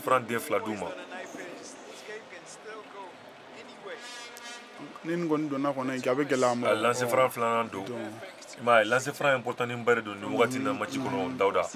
Lancer franc koni abe kupu bonola abe kupu ni clara match bana bala ni lancer franc mun do no kun do na abe indeme ko ju. Mais US Monastir a lancer franc bedu. O lancer franc fait sur le 3e carton 4e carton qu'on a eu chaman dola. Bon, si on est score be fait à creuser d'or. Le ballon dit minerma score be ka creuser. Contre-attaque soro abugo bolo segin. C'est-à-dire que bolo segin amna fo segin ou soro. Il faut que si ça chaque ballon chaman soro ta série là. Donc il faut que Malika fait quoi. Mitanga nga ta mort de ta season. Voilà. Mali entraîneur quand ta mort de Mali. Quand ta mort de Mali ça ka fo jero go aklisiki. Parce que tanto matcha oui ballon oui panier woro di remonter moins de 2 minutes qu'on a season. Oui pour woro de moins de 2 minutes qu'on a season. Quand a chunga smaya quoi. Quand smaya. Mali entraîneur quand ta mort de Mali season. Quand amai. Quand ta mort de Mali. Amai. Aïe voilà, score est 55 à 69 quand à Tunisie. Ah oui, ado. Mais là, ben il bloqué à tola do akonna na. Suleiman il bloqué à tola do. Suleiman Berté, allez il bloqué à tola do. Ballon on met US Monastir bleu attaque là. Défense qu'on obuga adja. Ya famia ka fo défense qu'on ni na fa ka boni wakati na. Oui, ballon de Suleiman ballon fliga do a fli. Ay ballon perdu. Oui, à se recroyer tourner. Ouais, ballon fera. Minute mun fora, minute mun duru mayona ka ta sesu lo temena. Donc Mali ko stade ta wa ira ka fo défense kan parce que minute seconde mwani nan mbidima ikata panier do no temena ka so défense jalino ko défense kan. Donc Mali be ballon be stade bulu sans Suleiman Berté alemna ballon passé ga do kene konnana. Bon pour le moment nial ta la cheki mume ne kon mi se ga mun fo dem sonu nyana au moins si ni at se ga bidon bo yakana bi chama fineta. Ouais, effectivement. Ni te ga bidu na bita. Ima ibi jila jaga jetemene aga défense ke alnama bidu akana ko na dodo. Voilà. Parce que nous dodo la ni wati na dron tamega ban. Minute duoro dron de beyon ni match souffler fle ka fier. Oui, ballon soro ballon bulu attaque là. Vous avez hésité à attaquer la ballon, on met Mali boulot. Mali 3 points fli. 3 points jet. Oui, le bon jet. 3 points jet. 3 points jet. Oui, ballon dit contre-attaque la tourni. Mali a jet, Alvitri fli fier. Abna fa côté de fier, Mali contrôle là. Mali jalakila. Abna fa côté de fier. Ballon dit Mali ma. Je pense que non, faut dire que ballon est perdu. Ballon tient à Tunisie boulot, on a contre-attaqué, oui ballon flé à Djinara, Menerma, donc ballon perd là, mais stade na ballon sero. Oui al coach connaît Suleiman Laboga, joueur vétéran encore. Allez connaît amna fa second, vous fait second afien bodama, amna fa boli majai. Ya majai. Ça n'y va avec comment coach fait. Ballon on met Mali boulot c'est ça. Mali be 3 points lancé là, 3 points fli. Ayado. Suleiman Berté, le meilleur joueur. Suleiman Berté, Mali Tchebo, Moumeka, le meilleur joueur. Gangue Bikosebe 3 points wure do Mali Kanuna, Stade Malien Kanuna. Koubi woro. Oh, ouais bla. Bon, comment faut l'entendre? 3 points de moins de 10 secondes dans à bo croire tourni. Ballon kon bi Stade Bolo tourni, Mali Stade Tara Jekakla boy ballon perdu. Ballon man. Alvitri pleufier. Alvitri fle fier, faut fier. Mali demna jalaki wa ou bien akla ay foti kera Mali la. Oh, foti kera Mali la. Ballon boucle. Alou Badara koni ballon ta ribona. Mali mener clé ga jale kon bi terrain ngono ballon drama ay ballon fle 2 points. Amado amama ga serso la. Donc angon ba yola dona ka fo Tunisie koni beki bamba alsa. Match totora 5 minutes. Match totora minutes miniti 5 jukɔrɔ. Miniti 5 jukɔrɔ. Donc ballon mi Randal bolo nous ga Ibrahim Thomas ye 3 points filé a jɛ Mali pivot ye ballon ta Alou Jara ye ballon ta ka ballon passé a di Berté a di Jara ma Alou Jara kɔni yɛlɛma ka ballon fili a y'a jɛ nka faute kɛra la. Faute fɛra stade de contrôle la. A bɛna fɔ dɔ ye faute kɛ rebond na tali la. Bon ballon ye Tunisie de ta ye. An b'a lajɛ k'a fɔ ko kuru bɛ kuru 71 ani kuru 60 la Tunisie kanu na. 11 de b'u ni ɲɔgɔn cɛ. 11 de b'u ni ɲɔgɔn cɛ. Miniti 4 ɲɔgɔn na ani seconde 34 ɲɔni nin ɲɔgɔndan in ka file fiyɛ. Nin ɲɔgɔndan in ka se kuru ka se cɛncɛn ma. Donc sisan an bɛ Tamor la Cheki an tora n'a sɔrɔ ni ye Mali entraîneur de Tamor demande kɛ wa ou bien n'a sɔrɔ ni Tunisiens de y'a kɛ. Bon Tamor kɔni nin ye Mali ka dernière chance de ye. Nin kɔni dernière chance ye parce que ni Tamor kɔfɛ Mali ni an bɛna Tamor wɛrɛ sɔrɔ. Effectivement ni Tamor kɔni kɔfɛ an t'a dɔn u ye Tamor hakɛ min ta nka nin wagati in kɔni ye wagati gɛlɛnba de ye match kɔnɔ Dawuda coach bɛɛ bolo bon u b'a fɔ cogo min na siɲɛna kɔngɔla fɔ kuma tɛ da kuma ye bon Mali kɔni y'u jilaja ka u ka jeu caman rythme caman kase nka halisa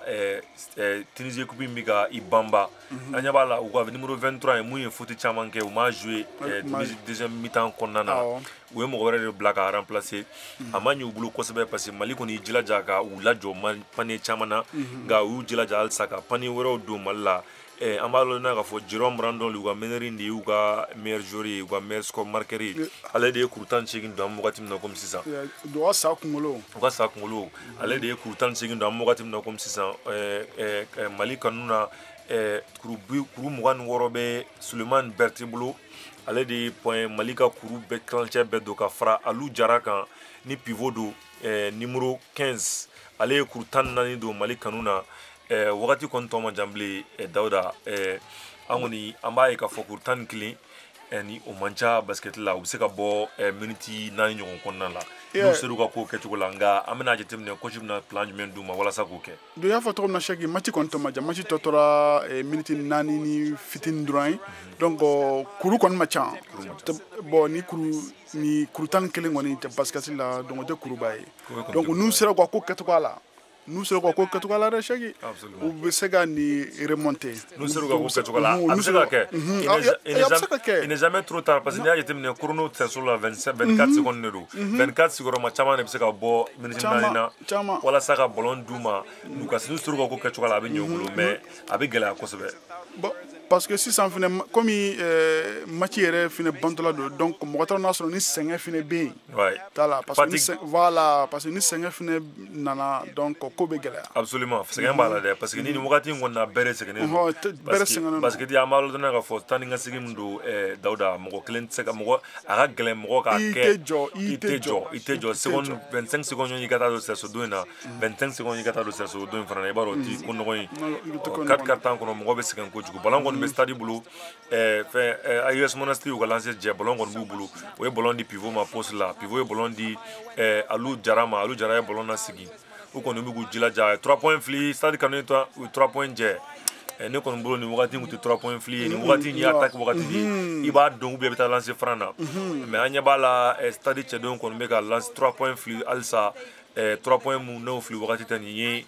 an kɔni ɲɛ b'a la u bɛ ka défense kɛ u bɛ kɔni bɛ k'u jilaja AS Monastir kɔni an bɛ niveau min na nin wagati in na olu kɔni olu tɛ se ka u girin parce que olu de bɛ ɲɛfɛ donc olu bɛ ka essayer ka match calmer ka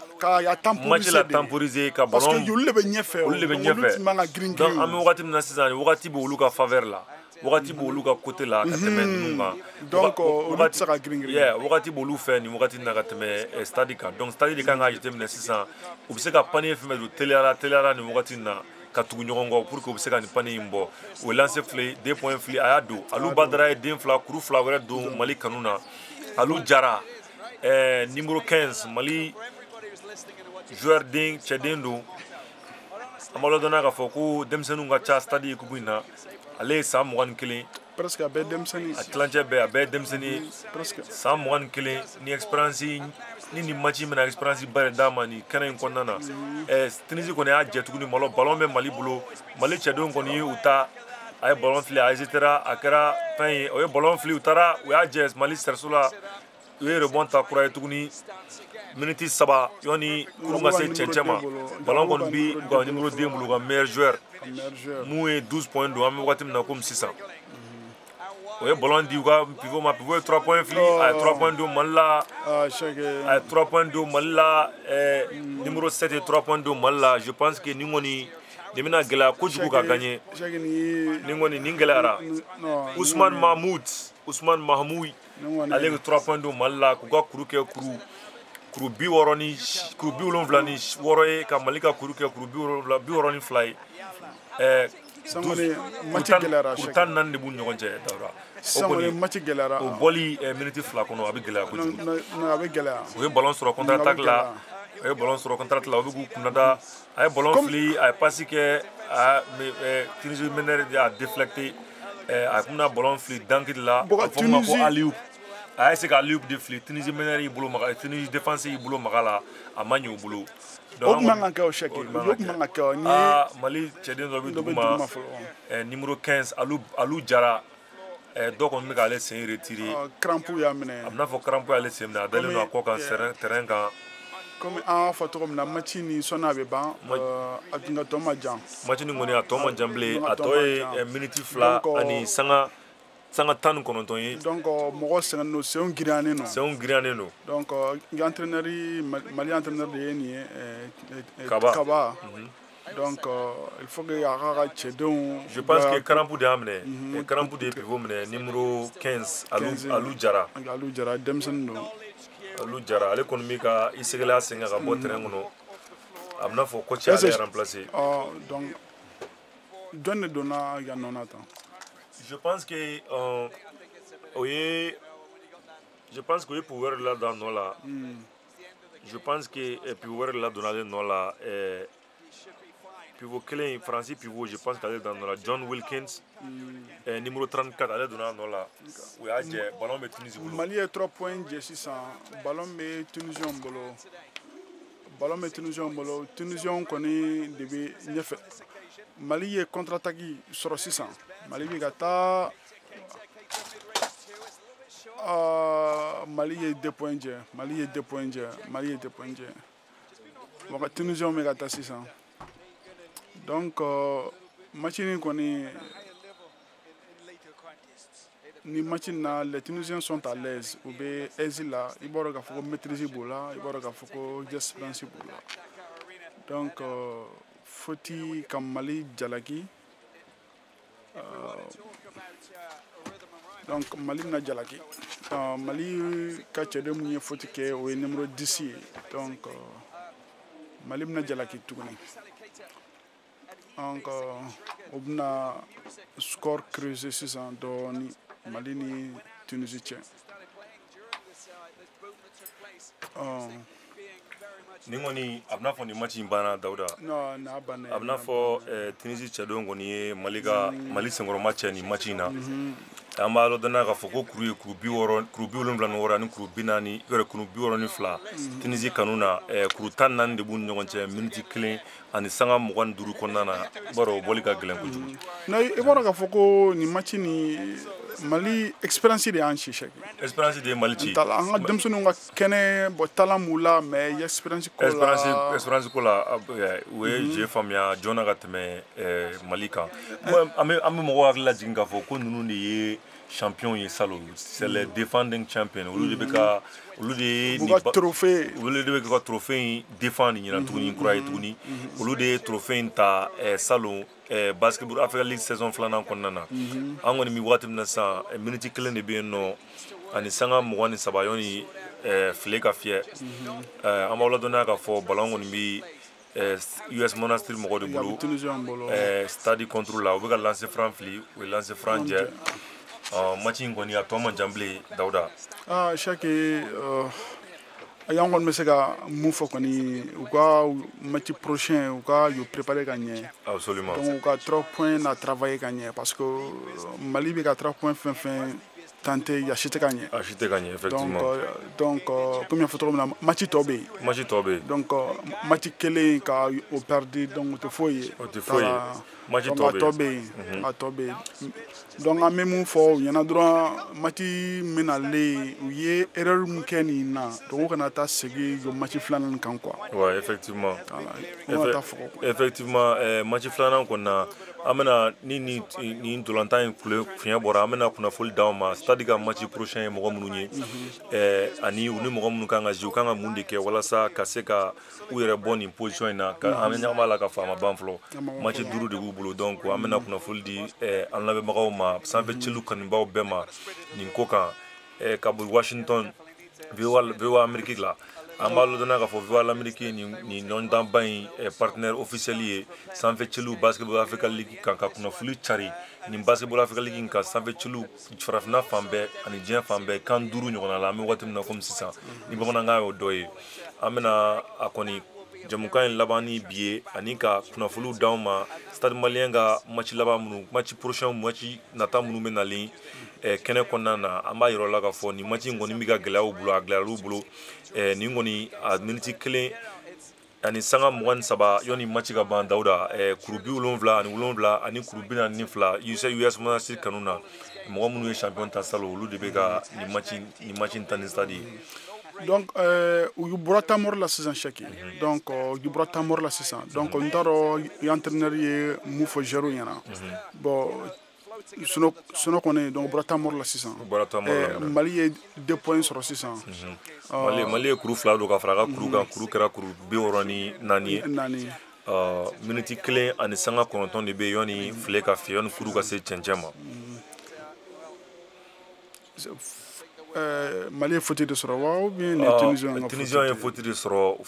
faute de fɛra Mali contre la Tunisie jamanaden bɛ ka taa lancer franc fili Berthe de ma faute kɛ ou bien non u bɛ ka Berthe de point 2 laban in don an hakili la faute in fɛra ale de contre la Berthe wayi numéro 23 Souleymane Berthe le meilleur joueur de Mali cɛbɔ mun ka point ka ca ni Berthe ye faute fɛra ale de contre la an b'a ladɔnniya k'a fɔ ko u ye Gangɛ Dawuda mais u ye mun kɛ c'était pas assez u ni kubu b'a la u ni ngana b'a la ngana in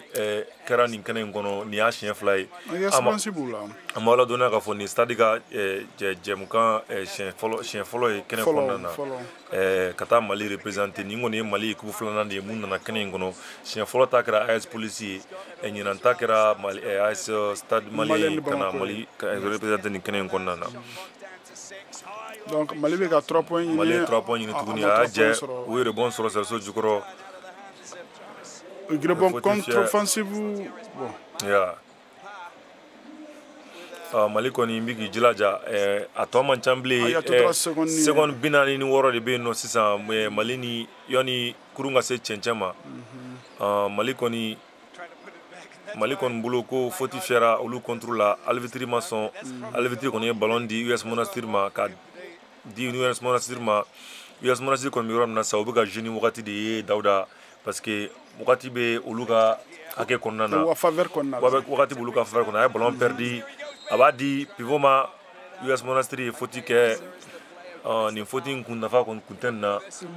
35 secondes miniti 37 de bɛ yen yɔni kurun ka se cɛncɛn ma nka a ma ban fɔlɔ kɛlɛ ma ban fo file ka fiyɛ mun fana ye problème ye Cheick an ka faute ninnu an tɛ ka an ka franc lancer chiffre don lancer franc caman ma don ɲinan ta la ni ɲɔgɔndan in kɔnɔna na donc hali ni faute sɔrɔla donc an bɛna question poser sisan est-ce que a bɛ don wa effectivement Mali kɔni ye lancer franc mun sɔrɔ o ye caman de ja la Mali ye lancer franc caman de sɔrɔ kuru 15 ɲɔgɔnna la o ye 7 dɔrɔn de don équipe dɔ in dun la u ka lancer franc na kuru 23 la o ye kuru 18 de don donc i b'a dɔn o ye belebele ye fɛn na lancer franc na o kuru 18 ni Mali fana ka kuru 15 don i b'a dɔn o bɛ dɔ bɔ point na voilà donc o caman bɔ point na donc match kɔni a bɛ ka kuru bɛ ka se cɛncɛn ma Mali kɔni ye ballon perdu kura ye tuguni kuru 66 ani kuru 78 Tunisie de bɛ sanfɛ sebaya bɛ Tunisie bolo nin wagati in na match tɔ tora seconde 33 an kɔni a tɔ man jan bilen yɔni kuru ka se cɛncɛn ma Tunisie kɔni ye ballon ta u y'a passer u bɛ ka passer kɛ ɲɔgɔn fɛ u bɛ ka passe kɛ ɲɔgɔn fɛ u kɔni bɛ ka ballon temporiser u bɛ ka ballon temporiser o y'a ye k'a fɔ nin wagati kɔni wagati b'olu ka faveur la u ye ballon passer u ye 3 points fili kura ye tuguni u y'a jɛ u ye rebond kura ta tuguni u y'a jɛ Mali ye rebond jɛ u ye rebond ta finalement ballon bɛ Mali bolo u bɛ k'u kunda u ye ballon di pivot ma a taara ballon digi donc Suleiman Berté taara ballon smatché contre-attaque la ni kɔni hali ni i bɛ dusu suma n'o ye hali ni aw bɛ perdu kɔni i ye smatch kɛ k'i dusu suma n'o ye u ye ballon passé pivot ma nin pivot in tɛ se ka smatch kɛ a ka girin mais technique kɔni b'a la u ka Sénégal kɛ technique kɔni b'a la a ka janta b'a la kuru sera cɛncɛn ma Dawuda an b'a ladɔnniya ka kuru sera cɛncɛn ma.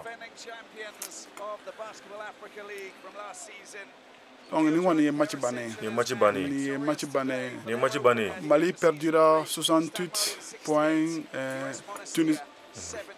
Tunisie gagnera 78. Yeah. Fantastic opening performance. They were tested at very many times throughout this one. Stade Malien can definitely take some positives out of this. They were great on the offensive glass. Great individual performance from a couple of their players.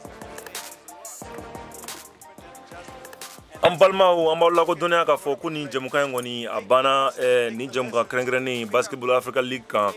mun bɛ ka d'aw ma voix de l'Amérique fɛ kabiri Washington sebaaya kɔni o dira US Monastir ma Dawuda kuru 78 US Monastir kanu na ani kuru 68 Mali Stade Malien kanu na an b'aw ladɔnniya k'a fɔ ko sebaaya kɛra US Monastir ye Mali kɔni y'u jilaja Dawuda mais a ma ɲɛ u bolo u ye fɛn bɛɛ kɛ mais a ma ɲɛ u bolo an bɛ yɔrɔ la k'a fɔ u ni jamana min tun b'a la o jamana de k'u ta salon wa yan'o cɛ fana u taara finale la san tɛmɛnen na donc u labɛnnen nana kɛnɛ kɔnɔ donc an b'a ladɔnniya k'a fɔ ko stade kɔni ka match prochain u bɛna kɛ le 14 mars u ni Nigeria k'u de bɛna ɲɔgɔn sɔrɔ o kɛnɛ kɔnɔna na an b'a ladɔnniya k'a fɔ k'o ye stade ka bɔko filanan ye kɛnɛ kɔnɔna na mun bɛna kɛ Sahara conférence kɔnɔna na Sénégal jamana kan Dakar o bɛna kɛ le 14 u ni Nigeria jamana bɛna ɲɔgɔn sɔrɔ mars kalo kɔnɔna na le 14 u ka match prochain mana bɔ o kɔfɛ o ye Sénégal yɛrɛ jamana ye association sportive de douane u n'olu bɛna ɲɔgɔn sɔrɔ le 17 u ka match 4nan o bɛna kɛ u ni Rwanda Energy Group cɛ ani ka taa laban ni Abidjan Basket Club ye o match 5 la u kan k'u jilaja ka match 3 gagner pour que u bɛ se ka bɔ match fɔlɔ kɔni perdili o tɛ fɛn kɛ nka n'i ye match 2 wɛrɛ perdi ka fara o kan chance bɛ dɔgɔya e bolo u kan ka mun de kɛ u ka match prochain na u kan ka faamuyali jumɛn sɔrɔ nin bolo yan'u ka taa match prochain na. Bon Chaki komi an fɛ cogo min na ni équipe ni denmisɛnninw de don donc il faut ka kuma ɲɔgɔn fɛ ni entraîneur sera k'u lasigi ka u ka fautes ka o n'u sera k'u ka fautes dɔn donc n'u sera k'u ka fautes dɔn donc je pense que u bɛ se ka match prochain préparer ka ɲɛ quoi parce que n'i ye nin match in ta k'a lajɛ donc j'étais face à des Tunisiens qui étaient très expérimentés donc expérience b'u la donc u bɛ se 3 points na donc pour le moment kɔni bon ne kɔni fɛ u kan ka mun kɛ pour le deuxième match c'est d'être agressif. Et puis, 3 points, ni 3 points à marcher, il faut passer par d'autres choses. Ouais. Voilà. Effectivement, ni fait qu'elle tient boulot sur là, il be srawrata, il marfavrata, donc 3 points donc quand au yoro fin donc au yoro fixé et puis quoi il rebond finalement. Donc ne kɔni fɛ ni domaine fila kɔni na u kan ka baara kɛ nin de kan pour mieux préparer pour le deuxième match u kan ka préparer au deuxième match préparer en fonction de ça Bakari i bɛ an bolo kɛnɛ kɔnɔ Bakari an b'a ladɔnniya k'a fɔ match kɔni kɛlɛ tiɲɛn'u bolo stade kɔni bɔra nin match na ma sebaaya sɔrɔ match filanan bɛna kɛ u ni Nigeria jamana ni ɲɔgɔn cɛ u ni jamana min bɛ ɲɔgɔn sɔrɔ kɛnɛ kɔnɔna na préparation kɔnɔna na e bolo mun de kan ka kɛ nin kɔfɛ. Yes. Comme un match lajɛ an y'a ye équipe kan ka lajɛ tuguni et puis entraîneur fana kan ka match la u kan ka jeu développer cogo min na n'an kun ye match daminɛ troisième quart-temps na Tunisie kun tɛ sebaga ye anw de kun ye sebaga ye. Absolument. Parce que an kun bɛ kuma min na rebond et puis encore replier en défense et puis encore il faut les attaquer vite là. U kun bɛ k'o dɔrɔn de kɛ comme n'a fɔ tulo b'an na. Donc effectivement entraîneur yi b'a lajɛ ni y'o nasugu kɛ ni bi sanfɛ i ka joueur minnu bɛ k'o kɛ n'olu sɛgɛnna u labɔ 5 minutes 2 minutes i ka tila k'u ladon tuguni pression bɛ to a nɔ na quoi mais ni y'u to yen ni pression jiginna kosɛbɛ cela veut dire que mɔgɔ ninnu u tɛ ka jeune fanga ye hakili de don mɔgɔ kelen dɔrɔn de b'u la mun ka jeune fanga ye numéro 6 nin sénégalais obligé ka y'u ka jeune hakili de ce sont des anciens et puis o passera fɛ u b'a dɔn ka fɔ fanga ni fɛn Bazayati comment dire Bazayati fanga ni fɛn quoi mais an bɛ ka jouer denmisɛnninw don an sen ka kɛnɛ an bɛ taga mais kuma dɔ la i sen bɛ sumaya quoi ni sen girinyana dɔrɔn t'i sigi i ka ji dɔ min i ka tila ka na quoi o ka fisa quoi o analyse ninnu kan ka kɛ et puis je sais que Mali équipe in denmisɛnnin n'a ye pression dɔ bila en place o pression bɛna équipe caman tɔɔrɔ mais équipe kan entraîneur kan k'a lajɛ ka match analyser a kan ka changement kɛ wagati min na et puis encore a ma fɔ ni changement kɛra ko joueur tɛ don bilen changement kɛ kun de u kan ka t'u sigi k'u reposer ka tila ka na tuguni u y'a bila daminɛ u ka tila k'a ta ou bien u ka tila ka tɛmɛ u ka niveau kan quoi. Effectivement i y'a fɔ cogo min na Bakari ni o don an y'a ye k'a fɔ coachiya bɛ nafa bɛ ka bon kojugu nin fɛn in na Dawuda kunu coach Liz muso min ye coach kelen ye nin tournoi in na wagati dɔw kɔnɔna na match la a sera k'a yɛrɛ bɔ kojugu ka décision dɔw kɛ pour que ka équipe AS Douane bati kunu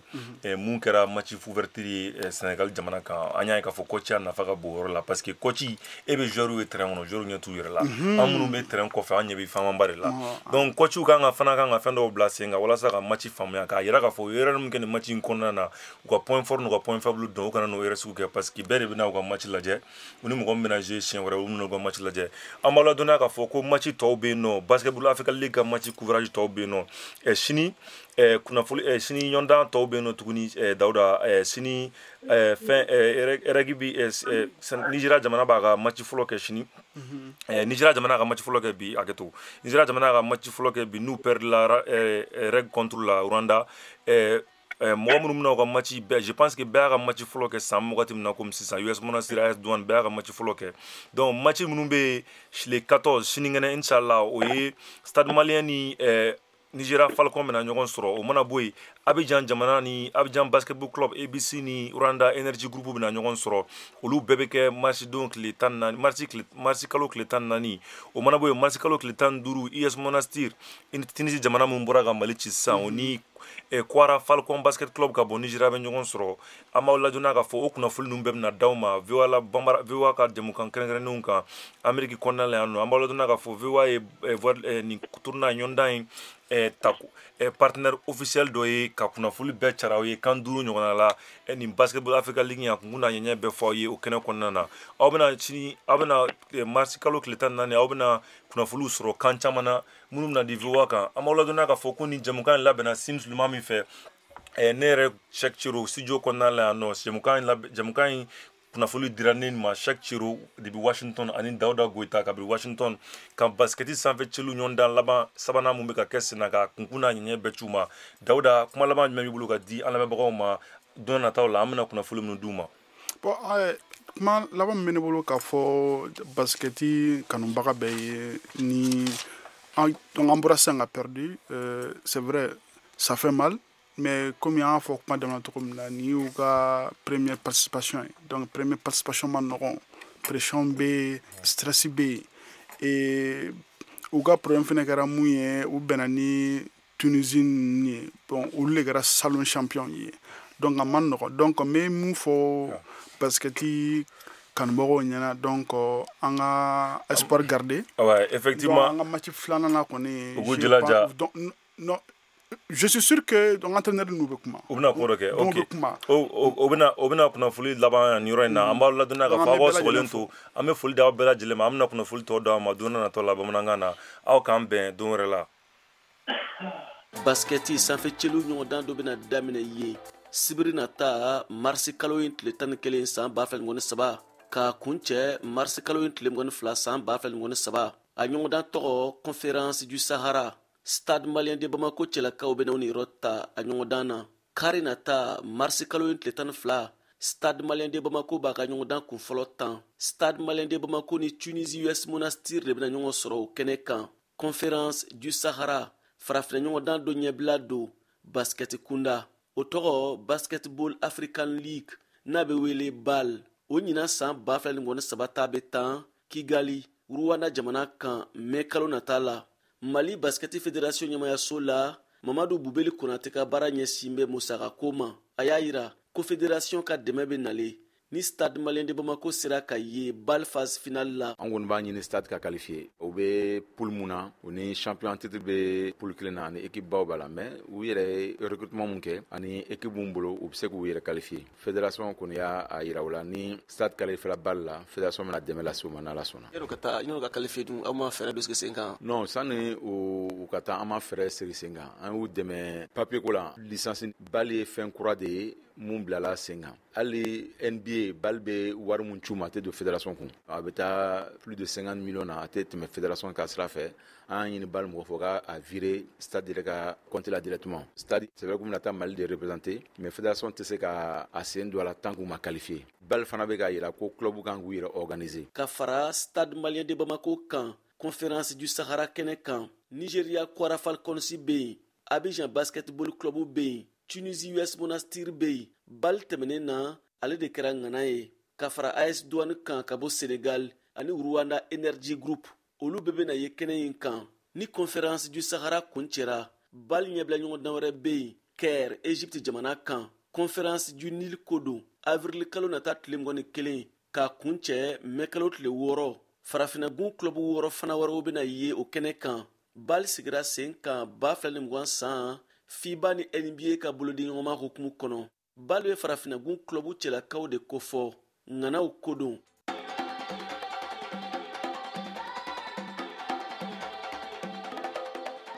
Conférence du Sahara Dakar Sénégal jamana kan Stade Malien de Bamako